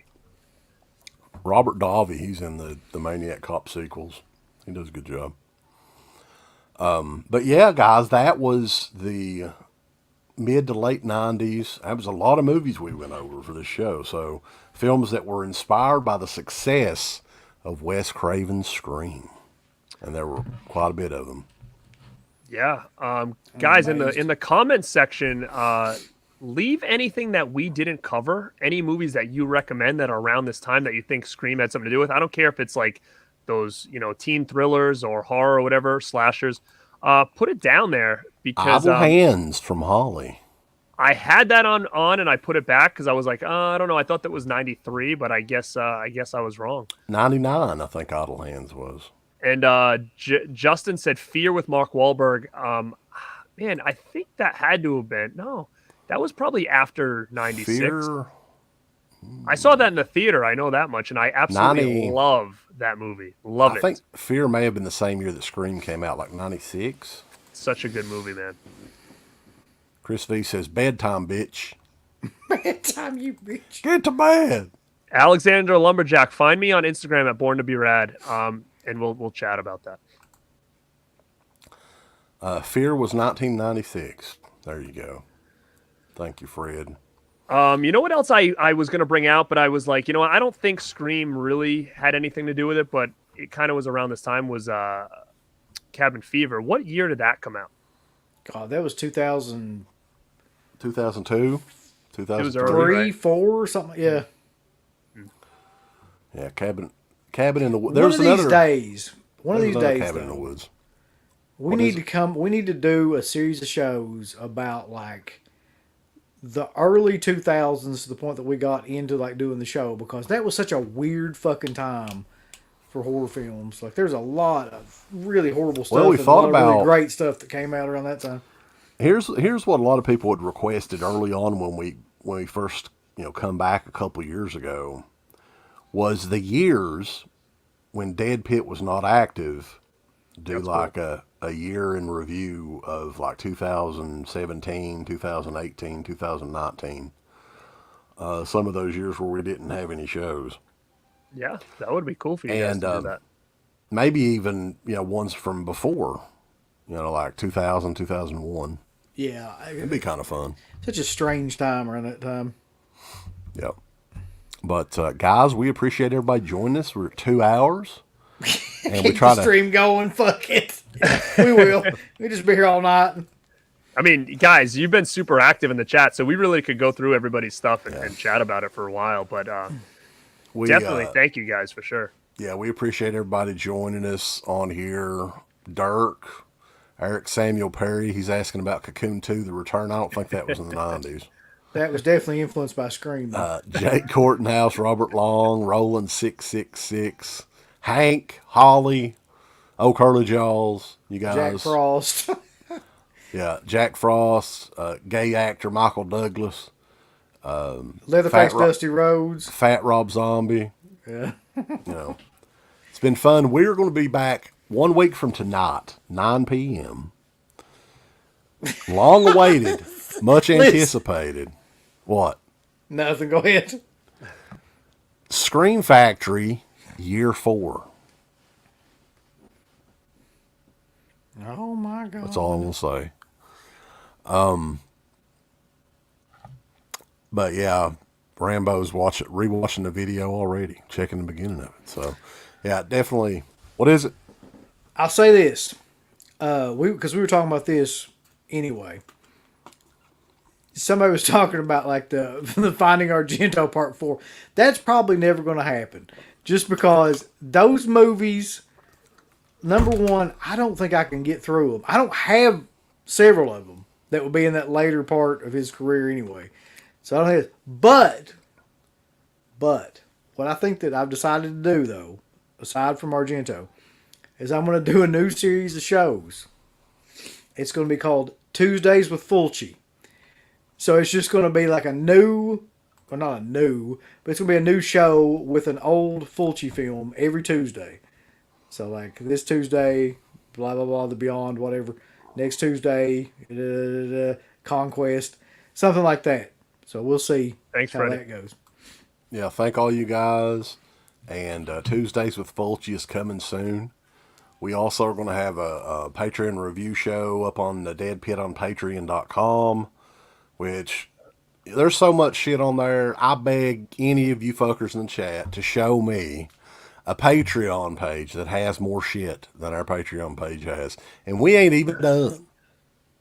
We've got like 250 classic Dead Pit shows on there, 100 fan commentaries, 150 midweek shows. We've got all the old Euro cult shows on there. We've got songs from Hellord on there, Uncle Bill. That's right. Dancing with the Corpse and is on there, uncut and uncensored. Yeah. So that's deadpitonpatreon.com. And we're doing the Patreon review show. Dirk Hall again. Buddy. Jesus Christ. Jesus, man. How much? We need to go back and like. Dirk, you are a baller and shot caller. Yeah. That's all I'm going to say. I'll shit on your chest for all this. Come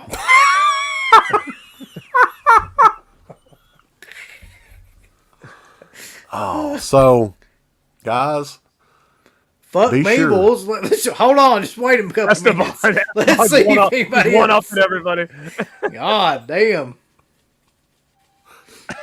I remember when I was in 8th grade, I'd be watching Yo MTV Raps on Fridays. Good night. I'm wasted. What a way to go out. Yeah. In 8th grade, Esteban's also a baller and shot caller of the chat. No doubt. in 8th grade, I was watching X-Files on Friday night. You? That's for damn sure. Same. Well, here's the thing now. J1972 is asking about the Dead Pit OnlyFans page. Well, this is Dead Pit on Patreon, so they're going to have hosted videos on there. And Uncle Bill promised me that he would film videos stroking his dick demon. Wow. It's going to happen. That'll be coming soon. Oh. All right, guys. But yeah, big thanks again, and we appreciate all the super chats and all the. This chat has been insane tonight. This has been a highly successful stream. We've had over 100 people in here almost the entire night. Come on, you bitches. That's how we stay on here. People just keep giving us money. Don't go to bed. Don't go to bed. Come on. And but yeah, we will be back. Check us out. Garrett, definitely give him a sub. No. Damn. Esteban, baby. Bro, you better have subbed to my channel over there. Homeboy. Esteban's he's gonna sub to Born to Be Rad. Everybody else on here, no more food stamps for Uncle Bill, according to Orc. Oh fuck. That takes you out of that bracket, Uncle Bill. Yep. Come on. I think Uncle Bill wants to quit his job. Give me money. Like, That's the guy who left DEADPIT to go. What? He must be Scott Hall's brother. Now, don't y'all feel silly for trying to go to bed? I'm trying to get us in this fucking income bracket. Jesus Christ. Uncle Bill's going to leave and he's going to say, you know how I left DEADPIT to work? Well, I'm quitting my job doing DEADPIT full time and I'm just going to talk Fulci. That's it. Every day. He's going to do a 15-hour Fulci stream. If we had a chat like this every fucking night, I'd just call him up and be like, fuck you. You guys are awesome. You guys The are chat is on on those blue pills tonight. awesome. I think what happens, I think Steve sent everybody some gummies and they're taking You guys don't know it. You helped pay for some. People are gonna fucking shit over the shirt that's gonna be coming out. I think people are gonna dig it. I think so too. So okay, I think we should probably actually get off here now. Yeah, because we love you guys. We don't spend any more money tonight. Next time. yeah, save it for next time. Garrett might have 1,000 subs and he can get. Yeah, it give me on 1,000 some subs by next Sunday. Scream Factory Year 4. Yeah, Scream Factory Year 4. Definitely sub Garrett. Born the number 2 BE Raz, and stay tuned. We got all kinds of good shit over at DEADPIT on Patreon and DEADPIT.com. Oh, we're rich. We're fucking rich. Give us a thumbs up, Off your butt. like, subscribe, and if you subscribe, here's something else you can do. Once you subscribe, you can click the bell notification, right? And it'll notify you anytime that DEADPIT puts up new shit. Or don't. I really don't give a if you do or I don't. want you to. I want you to. I don't care. Let's keep our community growing here on YouTube. I don't like it. I don't want you to do nothing. Listen, they need to do that, pal. No, don't you dare touch it. Thumbs up, subscribe, and click that bell. Thank you to all of our supporters on Patreon. DeadPitOnPatreon.com is the only place to check out a complete archive of the old DeadPit radio shows all the way back from 2005 on, in addition to the midweek shows and fan commentaries, exclusive podcasts, and much more. DeadPitOnPatreon.com if you're interested. Tiers start at only $1.